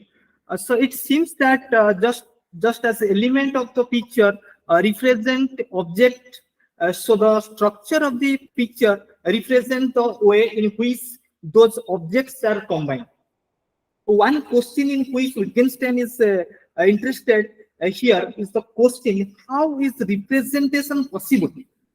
As applied to the case of picture, this comes to how do elements of the picture comes to represent object, and how does the structure of a picture comes to represent a way that those objects could be combined. Wittgenstein does not address the first part of this question here, but he does say something about how the structure of a picture is related to the structure of the fact that is the representation. He quote in 2.161, there must be something identical in picture and what is object to enable the one to be a picture of the other to at all.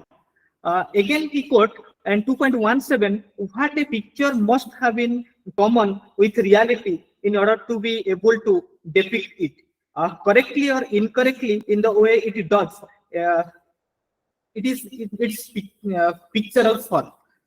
The example of a model car in a traffic court, the idea that the structure of a picture is identical with the structure of the fact that it represents.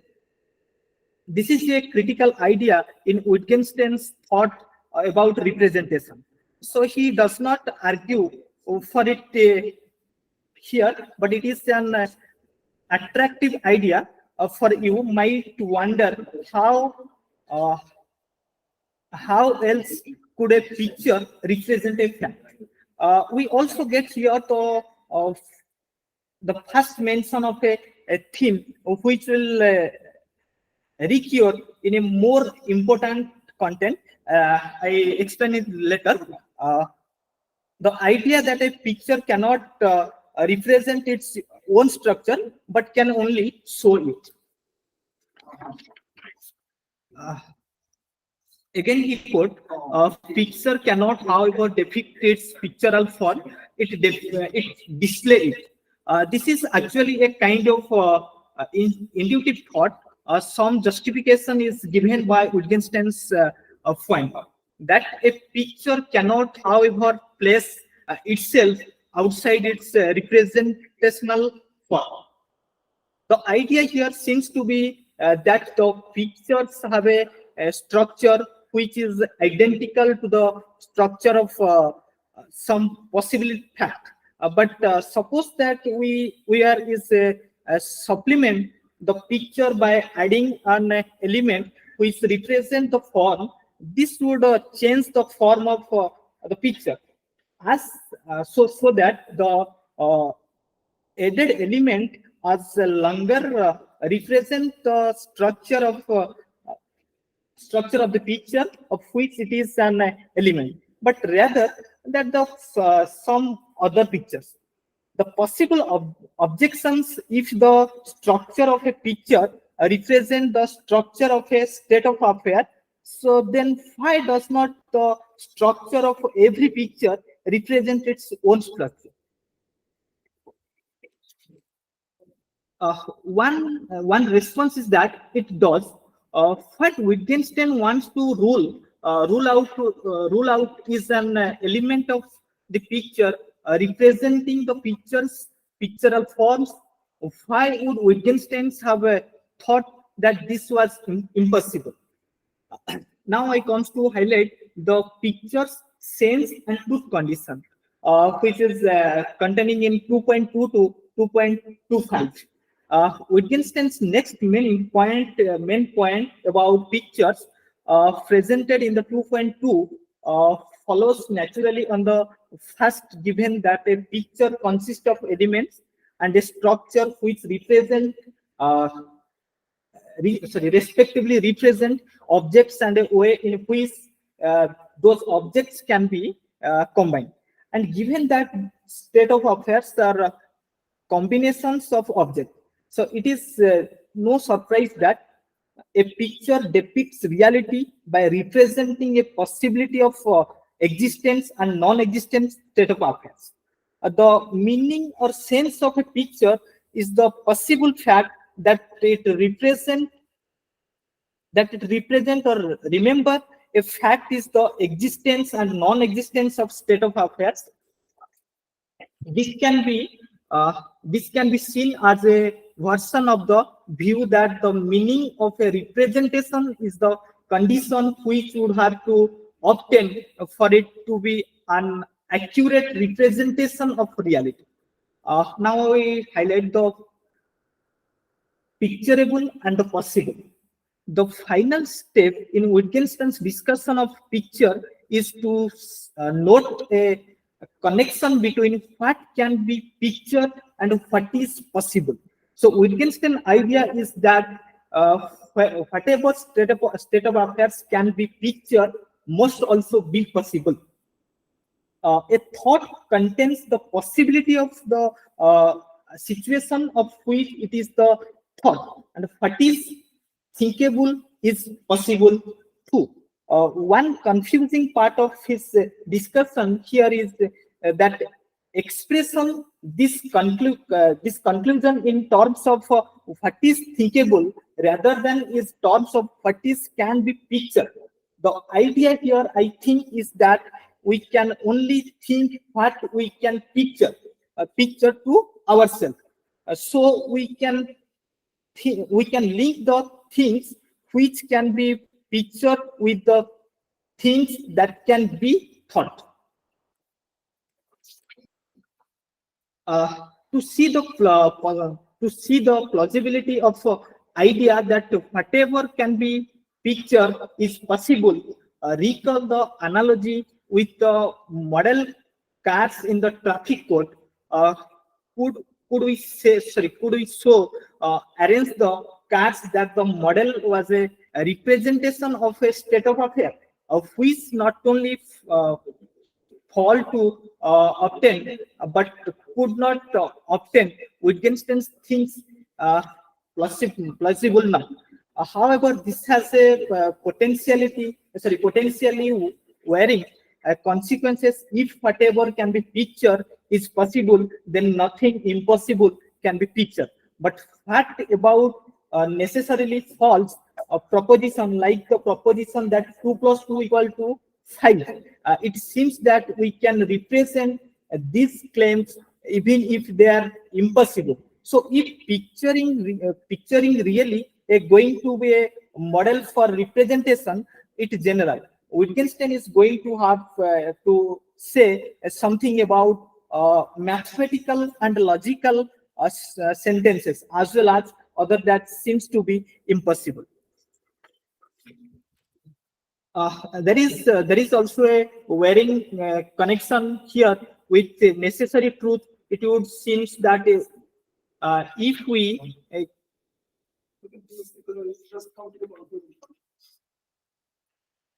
actually in that paper I did not have made any creative things because I just read the Wittgenstein's Tractatus, and what I understood I'll just try to present here. And what I understood, actually I understood that my understanding is that after the reading of Wittgenstein Tractatus, when we discuss about the meaning, so Wittgenstein mentioned in its Tractatus, meaning is that which is picture. So what is picture? How can we know the picture? Now, all the propositions are not represent a picture. Only the elementary propositions are represent the reality. So only elementary propositions have the meaning. So that is my submission. Thank you very much. That was the best one for your nice presentation. Yes, sir, in this presentation, he is trying to understand actually what Wittgenstein talks about the picture theory in Tractatus. Why it is centered? The picture theory meaning is centered in the Tractatus. So actually, so he has directly talked about the picture theory of meaning, and how picture is there any kind of representational relationship, or is there any that is some empirical relationship? So thank you very much. Now it is open for discussion. But say that an elementary proposition meaning, but it is not. Not that sense. It is only the elementary proposition in the only sense. Name has a meaning. And another thing that when you talk about the picture, so you should try to bring the language part. Another thing, can it distinguish between form and structure?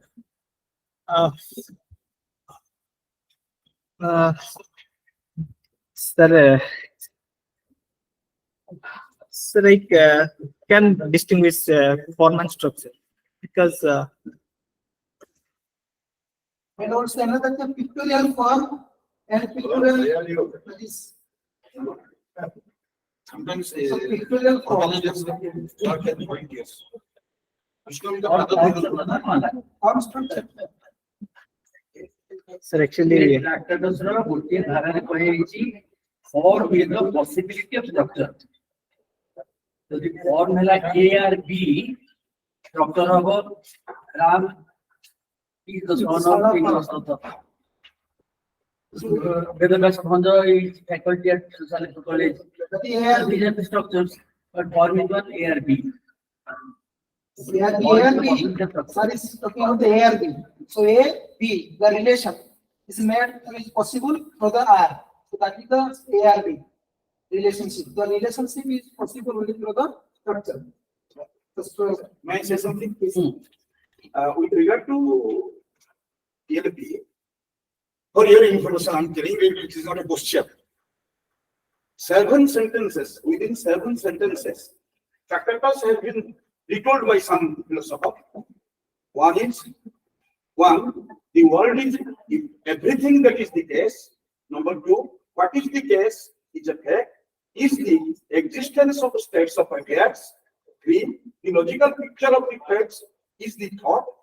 A thought is a proposition which says, a proposition is a truth function of elementary proposition, and the elementary proposition is a truth function of itself. The general form of a truth function is BEN Italy. This is the general form of a proposition. Number 7, whereof one cannot speak, thereof one must be silent.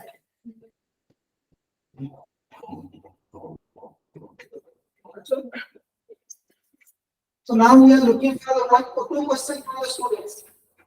Don't say that he is a teacher. You ask.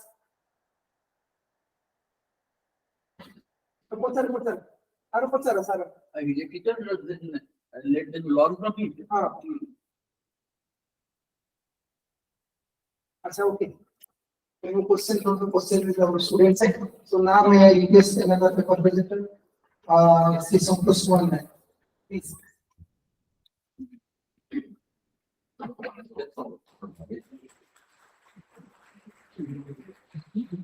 Thank you, sir. Good morning to all. Respected chairperson of this session, esteemed my teachers, like the oceans in front of me, and my dear students. First of all, I would like to thanks for giving me this opportunity. So, my paper entitled is Defining Solipsism from the Perspectives of Ludwig Wittgenstein. First of all, what is solipsism? We should know, but I should trying to telling you. The word solipsism is derived from the words souls, that means alone, and ifs, that means self. Solipsism is the philosophical idea that only one's mind is sure to exist. Only myself exists, self as a subject of experiences. If only I exist, then no one exists. Me and my experiences are alone real. The world which I create on the basis of my experience is only real. The world is my world. I am my world. Solipsism is to exhibit the belief only in one's own existence. There are varying degrees of solipsism, like metaphysical solipsism, epistemological solipsism, methodological solipsism. So first of all, I discuss metaphysical solipsism. Nothing can be said to exist except an individual self. Only I or self is the whole of reality. It is the doctrine that there is no possibility of the existence of reality other than individual self or myself. Knowledge of anything outside self and its states is not possible. This doctrine leads to two serious implications. They are denial of existence of the external world, and second one is denial of existence of the other minds. Epistemological solipsism. Epistemological solipsism is the variety of idealism, and according to which only the directly accessible mental contents of the solipsistic philosopher can be known, and it cannot deny the existence of others' mind. It only claims that the knowledge of their existence cannot be attained. Similarly, existence of an external world, it cannot be completely denied. However, it cannot be known with certainty. This doctrine holds that the self is the origin of knowledge, of existence. Nothing can be known to exist except the self and its content of consciousness. It does not assert that there is one and only self, which is this origin. Knowledge is restricted only to individuals' own immediate experience and cannot be shared with others. Methodological solipsism. Knowledge begins with an individual self and its mental states and gets extended to the external world through it. Existence of anything outside one's mental states is claimed to be uncertain. The external world cannot be overlooked completely, and thereby it claims the justification of an external world must be established on indubitable fact about self's content of consciousness. Cartesian notion of self can be said to be one of the positions. Now I will discuss Wittgenstein or solipsism, the Wittgenstein view on solipsism. The main difficulties people have in trying to understand Wittgenstein's pronouncements on solipsism in the Tractatus Logico-Philosophicus are concerned with the proposition 5.62 of the book. What the solipsist means is quid, correct? Only it cannot be said, but makes itself manifest. TLP 5.62. Saying and meaning, that means showing. Saying and meaning involves incoherence. These statements, such as only I exist, me and my experiences are alone real, leading to serious implications. Others were existed, just now vanished. I have checked others' experiences. Wittgenstein agrees with traditional solipsist intent. In fact, this agreement is with the material mode of speech, where self is identified with ego or person. In saying I alone exist or only my experiences are real, such sentences appear to have genuine negations. These sentences doesn't fulfill the minimal conditions of the language, that is bipolar condition. Language is not conceivable if it does not represent this world. In this way, solipsists helps in theorizing their intention by saying that I alone exist and my experiences are alone real. Wittgenstein deviates from the textbook tradition about the relationship of solipsism with realism. He finds that solipsism coincides with pure realism. According to textbook tradition, solipsism is an outcome of subjective idealism, and the subjective idealism opposes realism. Therefore, solipsism opposes realism, but Wittgenstein's solipsism, there is no genuine opposition between solipsism and realism. This is shown, I think, by the way Wittgenstein presents his remarks on solipsism and argues for them in the Tractatus. Each alleged solipsism turns on the claim that the limits of a language. Now, I comes to conclude 5.64. It can be seen that solipsism, but its implications are followed out strictly. Coincides with pure realism. The self of solipsism shrinks to point without extension, and there remains the reality coordinated with it. In the light of this, I am my world 5.63 should not be read as suggesting that in the end there is no world other than me and my experience, but rather that there is no me other than the world. The sense in which what solipsism means is correct is it ultimately come to the same thing, the existence of a world of state of affairs.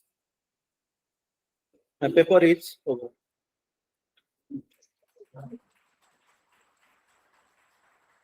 Thank you very much, Mr. Santosh Manai.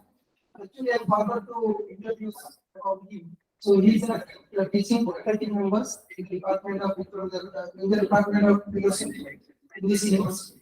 So thank you very much for the nice presentation on Wittgenstein solipsism, and he spoke about Wittgenstein notion of solipsism, where Wittgenstein deviates from the traditional notion of solipsism. And Wittgenstein solipsism, what we have claimed that it is a realistic. The position Wittgenstein is taking the factor as this, and he has advocated a kind of new solipsism that is called realistic solipsism, which many interpreters or many Wittgensteinians may not agree.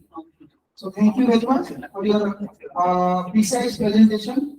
And you have finished your presentation before time. So now we collect some more questions from your students. Okay.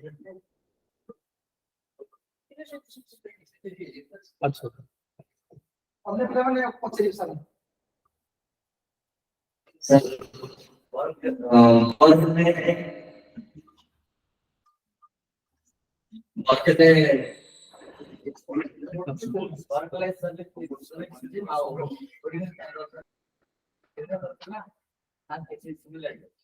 There is no basic difference between Berkeley's subjective idealist, that means solipsism, and Wittgenstein's solipsism.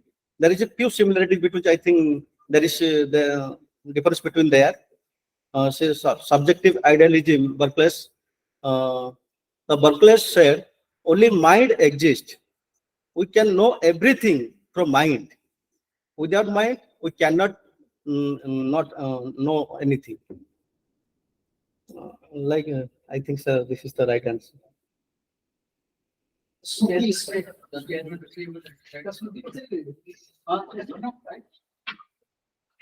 want to respond to your question that what is the difference of in my model? The position is set one he is dealing with idea and Wittgenstein is dealing with language and here Berkeley is saying that I and my ideas are alone here. In that context, this is and here he is dealing with language. Me and my work. Sorry, but there is a difference. The position is same, but difference is that the methodological difference. One is dealing with the logical linguistic point of view, and another one is dealing with the psychological method, psychological method, or epistemological method. So in that sense, there is a difference.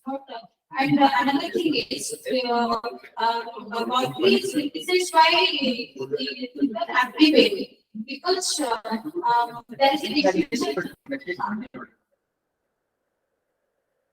Actually, another difference is that Berkeley is talking about the self or subject which is in the world, right? Which is in the world. Means the subject is in the subject stand in the medium of the world, right?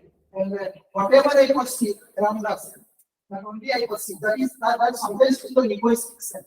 But Wittgenstein doesn't talk about that kind of self. Wittgenstein is talking about the metaphysical self, which is not part of the world, but it stands boundary of the world, right? So that is metaphysical self, which Berkeley doesn't consider, right? Right. So another question. What is the difference between collectivism and collectivism? Skepticism. Okay, very good question. So, Wittgenstein said we can know the world through the limits of language. J more experience जतिकी मु सेटा को ही real बनी मानेबी. Except my experience, there is nothing exist. Skepticism ला कोन ना जदि skepticism कथा कहबा ଗୋଟେ doubt हैला doubt जो दर कि हम कोन ना जदि हम डेकार्ट्स को skepticism कथा देखिबा ह्यूम को skepticism कथा देखिबा डेकार्ट्स कोन कोन certain knowledge रे पहुंचुछंती तो ह्यूम जोडा कि certain knowledge रे तांकर ना ओ certain knowledge बोले तांकर तांको मतरे किछि नै. There is no certain knowledge. I think Solipsism, you say that me and my ideas are real. And the skeptics,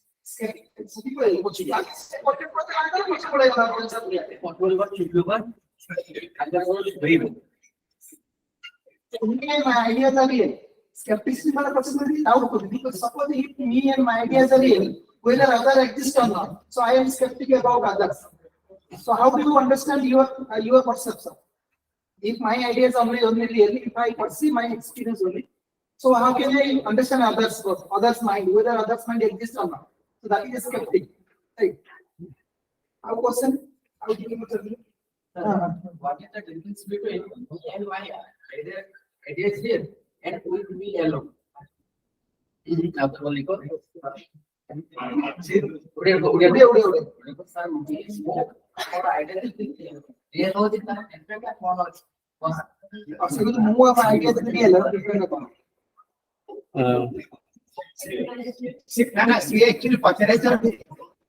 am the one and the one is me.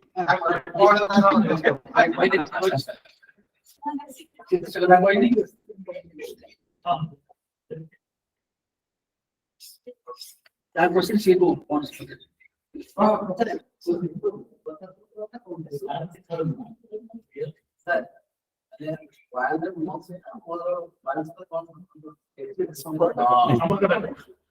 So hope that our next last presenters, She will say Smriti recognized, so she will give the better clarity about it because her paper is there now. I am my world, so her paper will give you the better clarity about this. Our question. That is Smriti Our question. Okay, thank you very much. Thank you very much, Santosh. Thank you. The last presenters of this seminar, Smriti Rakanai is a research scholar with the Department of Philosophy of the University. So, your guidance.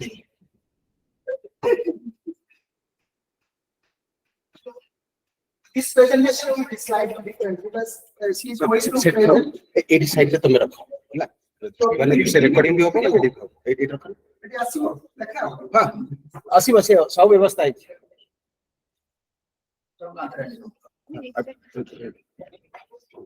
Last presentation and this presentation, you will get the similarity. So you can ask the questions. If you have any doubt regarding the last presentation, then you can ask the questions. Smriti.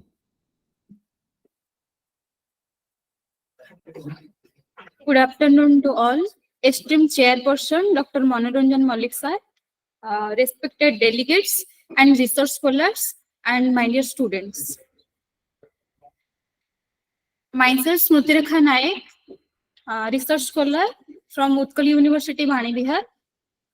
This paper is guided by my guide, Professor Ganesh Prasad Das and Dr. Manoranjan Malik sir. The title of my topic is I Am My World, Examining Wittgenstein's View in Comparison. Introduction. I propose to take up the problem of relationship between mind and the world in course of advances in philosophic wisdom. This has become the relationship between ideas and the world.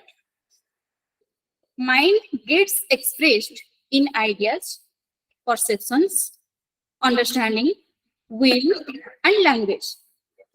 It is Plato who first formulated the problem in Western philosophy, and subsequent developments follow from Kant's position. I have taken up views of 5 philosophers, including Kant.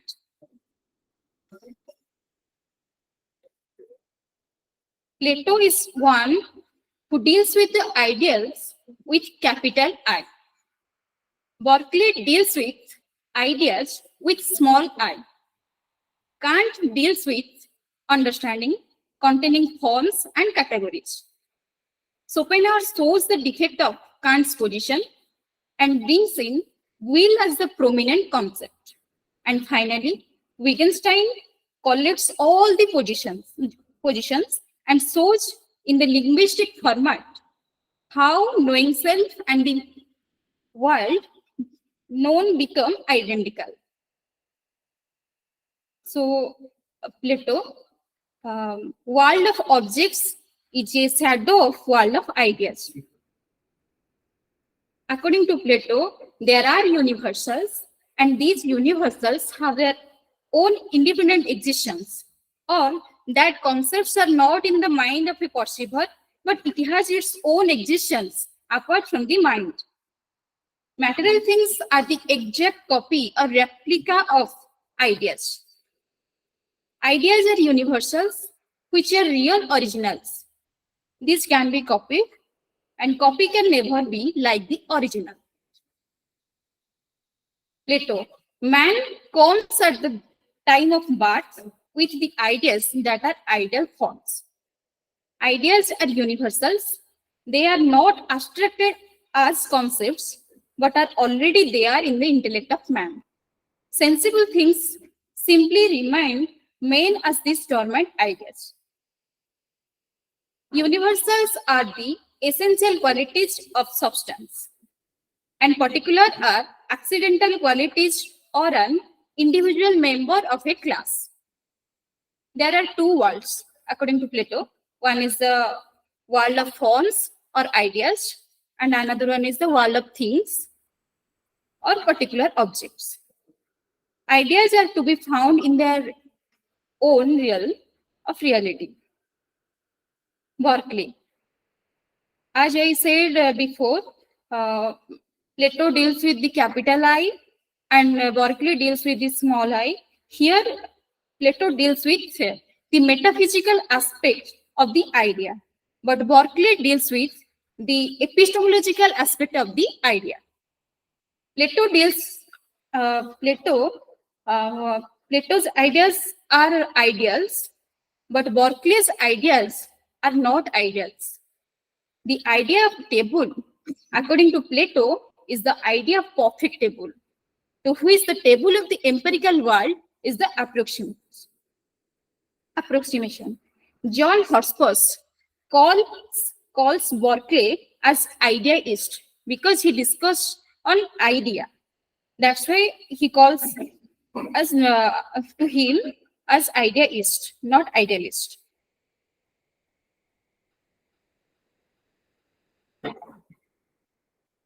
Ideas are actually imprinted on the senses or else, such as perceived by attending to the passions and operations of the mind. Or lastly, ideas are formed by the help of memory and imagination, either compounding, dividing, or barely representing those originally perceived in the appreciative ways. References Principles of Human Knowledge, Section 1. Things perceived by the sense may be termed as external with regard to their origin, in that they are not generated from within. The ideas are not generated from within our mind. It is externally created in our mind.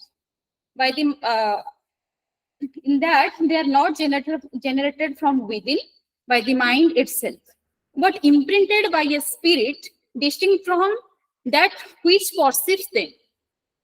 Ideas do not enter into the mind from anywhere else, nor they are created by the human mind. Ideas are of two types, according to Berkeley. One is the ideas imprinted on the senses, that is the real things, and ideas excited in the imagination, which is less real, vivid, copy. Basically, they do not have any reference to the world, or nothing correspond to the world directly. There is nothing in the world which can be sensed.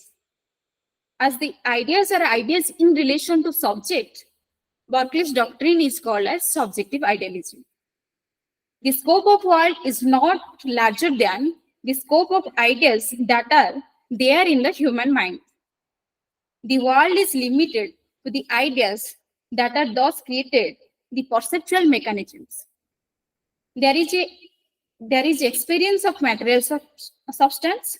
What is there in the world is what is to be perceived, to be.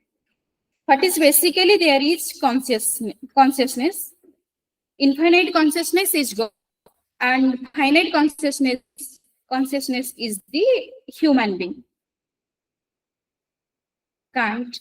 All the predecessors of Kant assume that there is a world in finished form and there is a knowing self. କିଛି ସମୟ ପୂର୍ବରୁ ଆମର ଜଣେ student ପଚାରୁଥିଲେ what is the difference between the world is in me and I am in the world. So I am here. I have to state that thing. So carefully you have to understand. All the predecessors of Kant assume that there is a world in finished form and there is a knowing self who tries to understand it in different ways. From Descartes to Hume, they all are assumed that the world is a finished form and the knowing self is trying to understand the world.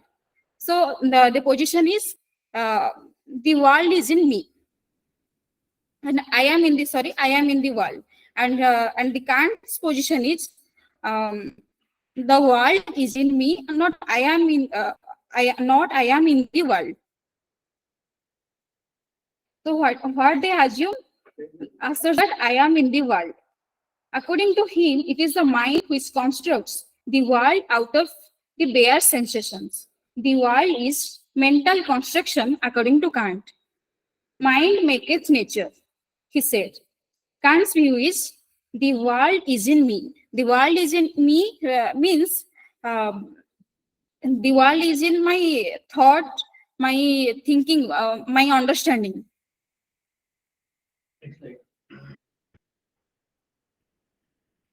Objects of the world are created even as categories of understanding are applied to the manifold of sensibility. Categories are 12 in number, classified under 4 types: quantity, quality, relation, modality. Manifold of sensation comes through space and time. Human mind can only know that world whose form is imposed by the categories of understanding and forms of intuition. The knowable world is limited to the world of phenomena. Beyond the world of phenomenon, there is a world of noumena, thing in itself. Schopenhauer. If I take away the thinking, if I take away the thinking world, the whole material world must vanish, as this world is nothing but the phenomenal appearance in the sensibility of our own subject and is a species of the subject's representations. According to Berkeley, there are only human and God's perceptions and conceptions. According to Kant and Schopenhauer, our perceptions and conceptions cannot be all that there is, but cannot be like what exists in addition to them. There are only mind-dependent and sense-dependent categories. There are no other kinds of category in terms of which comparison between these and the world could be made. So what else there is cannot consist of independently existing world corresponding to them. However, we cannot form any notion of what there is besides, because they constitute the limit of what we can know. Schopenhauer directly opposed to the idealist. According to Schopenhauer, Kant fails to understand correctly the difference between perceptions and conceptions. Kant says that there is no object without the subject. Schopenhauer's view is that similarly, there can be no subject without the object. There cannot be a consciousness which is pure intelligence. Consciousness consists in knowing. Knowing requires a knower and a known. The subjects and objects exist as correlates to each other. Wittgenstein. The world is given as the representations of language. There must be objects in the world. They are simple. Unless they are there, meaning of a proposition would be dependent on the truth of another proposition. This would be illogical. In the Tractatus, Wittgenstein first of all clarifies what the world is. And the world for him is the totality of facts, not of things or objects. Language, according to him, is the totality of propositions. The simple is the possible state of affairs. A state of affairs is a concatenation of objects which are unanalyzable simples. Self is not an object in the world. Rather, it is the boundary of the world. Self is not part of the world and also not apart from the world. Self is not in the world, it is not as object in the world. And it is not like that it is transcendent from the world. It is the transcendental position of the logical I. From the point of view of object, it is the limit of the world. That is the logical requirement for the meaningfulness of the world. According to Wittgenstein, the structure of reality is the same as the structure of language. He puts emphasis the sameness of the structure from the point of view of meaning. His view of meaning as picture has three characteristics. One is the elementary similarity, structural similarity, and third one is the rules of projection. So, it makes possible to have the state of affairs when an elementary proposition is given, and it is possible to have the elementary proposition when the state of affairs is given. As Wittgenstein puts it, the limits of my language, as Wittgenstein puts it, the limits of my language are the limits of the only reality that can be described or thought. Here, if I say the only reality that can be described or thought, it is assumption there is another world which I cannot talk. But the correct implication of this is that there is the implication of the above statement is that there is another reality beyond the reality depicted by the language, which is not specified. So it simply reduces to reality alone, not only reality. This is what my world is. This is what the world is. Both are one and the same. Hence, from the logico-linguistic point of view, Wittgenstein broadly asserts, I am my world. Means the language which I understand, I communicate, etc. It follows that if all the elementary propositions are given, then the whole world is given. Suppose A, B, C are the elementary proposition, then all the possible combinations are AB, BC, CA, SC, BA, CB. Thus, the limit of the world is fixed by the limits of the sayable language. So the limits, the world is for any language user, it's a limited whole. So nothing lies outside the limits of his or her language. In particular sense, I am my world. And in general sense, language and reality coincides. Conclusion. If we attach labels to distinguish the doctrine of these five philosophers, Plato, Berkeley, Kant, Schopenhauer, and Wittgenstein, it would be like this. Plato's doctrine would be transcendent idealism or objective idealism. Berkeley's doctrine would be ideaism. Kant's doctrine would be critical idealism. Schopenhauer's doctrine would be transcendental idealism. And Wittgenstein's would be called logico-linguistic monism. We find that every latter position is the logical development of its former position. Thank you. Thank you, Lakshmi sir, for giving me the opportunity to share my view. It was So for your extensive study on 5 philosophers, from Plato to Berkeley to Kant to Schopenhauer, then she ended with the Wittgenstein. And she has tried to understand and Wittgenstein notion of I or self in view of comparing with other philosophers. So really I should appreciate your extensive study and brilliant work on 5 philosophers because it is not easy. It is not easy to make a compare and try to understand Wittgenstein from the other perspectives. Another thing that and also she has elaborated that the relation between the self and the world. So it is basically based on the one philosopher claims that it is an idealistic point of view. Another philosopher claims from the relation from the idealistic position view. Another philosopher from the transcendental position and another and the last Wittgenstein talking about that is the relation between the self and the world. We can understand from the what is the realistic point of view. So thank you very much. Now it is open for discussion.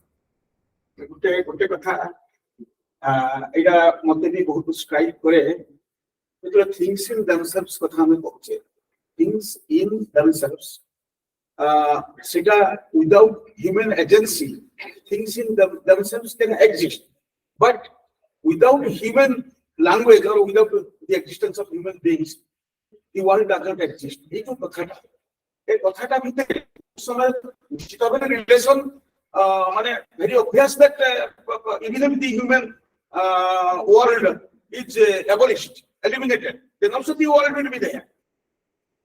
Kintu, even if when human beings are there and they use a language, there are many other animals, there are trees, vegetations, and recent discoveries, the trees also speak a language and they can communicate with each other. If you have read that big book, Language of Trees, recent research has found that the trees also have some language. If somebody comes and puts a tree, then it sends messages to other trees in the jungle and also helps the other trees through their roots. You know about this, I think. So yes, so this language of vegetation, language of animals, we know that monkeys use some language. It may not be grammatical language, but it is a language. They have some language. On a language of danger, sign of danger, somebody comes. If you have seen that animal, film of that, what is that?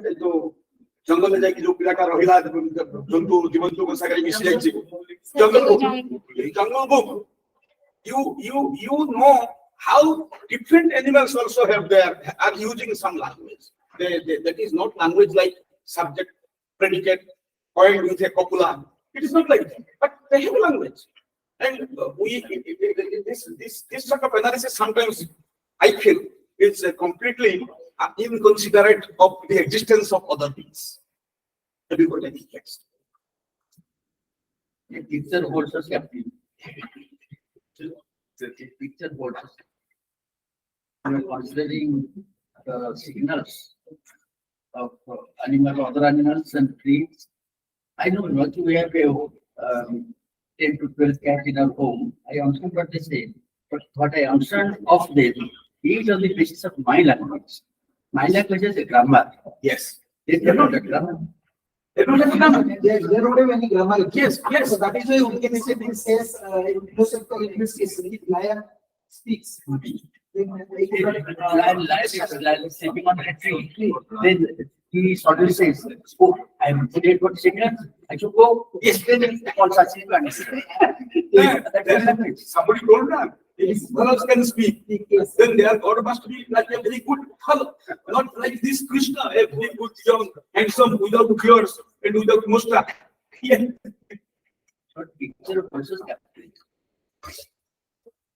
Okay, thank you very much all the 3 paper presenters for finish your presentation within the given time. Our organizing secretary is given in 1 hour. So I think that in the entire seminar, Yes. The last session was the only session for which we have finished within the time. It's only the given time. Or it has good. It's only for So thank you very much. So I express my sincere thankfulness to Koraput for giving me the opportunity to share the session. So thank you very much.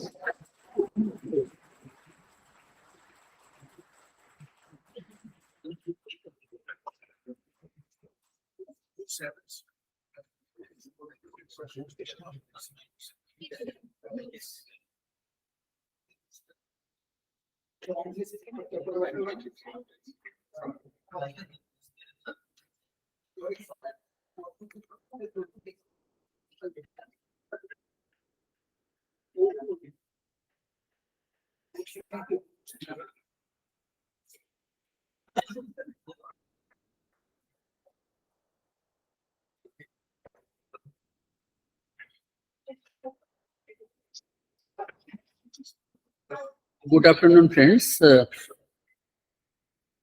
am requested by the organizing secretary to say something because I would be leaving shortly. I would not be able to meet you in the post-launch session, in the validity session. Yesterday, we listened to 6 papers, as I said. And today, by the launch time, we listened to 7 papers. And all the 7 papers very well articulated and well attended to. So I'm very happy that during a period of 1.5 days, the host institution could take up 13 papers and discuss them threadbare. Thanks go to our OSD from Vice Chancellor and the formerly registered, who is now Regional Director of Education, Jeypore. Of course, other officials are there, they registered the CPGC. I extend then my heartfelt thanks for the cooperation that they have extended for making the seminar, which is sponsored by ICPR, all success. And I am very much grateful to the organizers to have invited me, in a sense, to have coaxed me, to have dragged me into this arena. So, bye for the time being, and we will be meeting somewhere and somewhere. Thank you very much.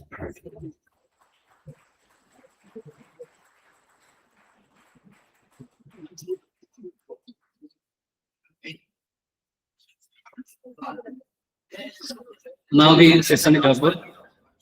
We shall move for lunch, and then after we will be united, and there will be valedictory session. So I hope we'll join it very soon, and the valedictory session will be started at 2 p.m. So let's move for lunch. Thank you.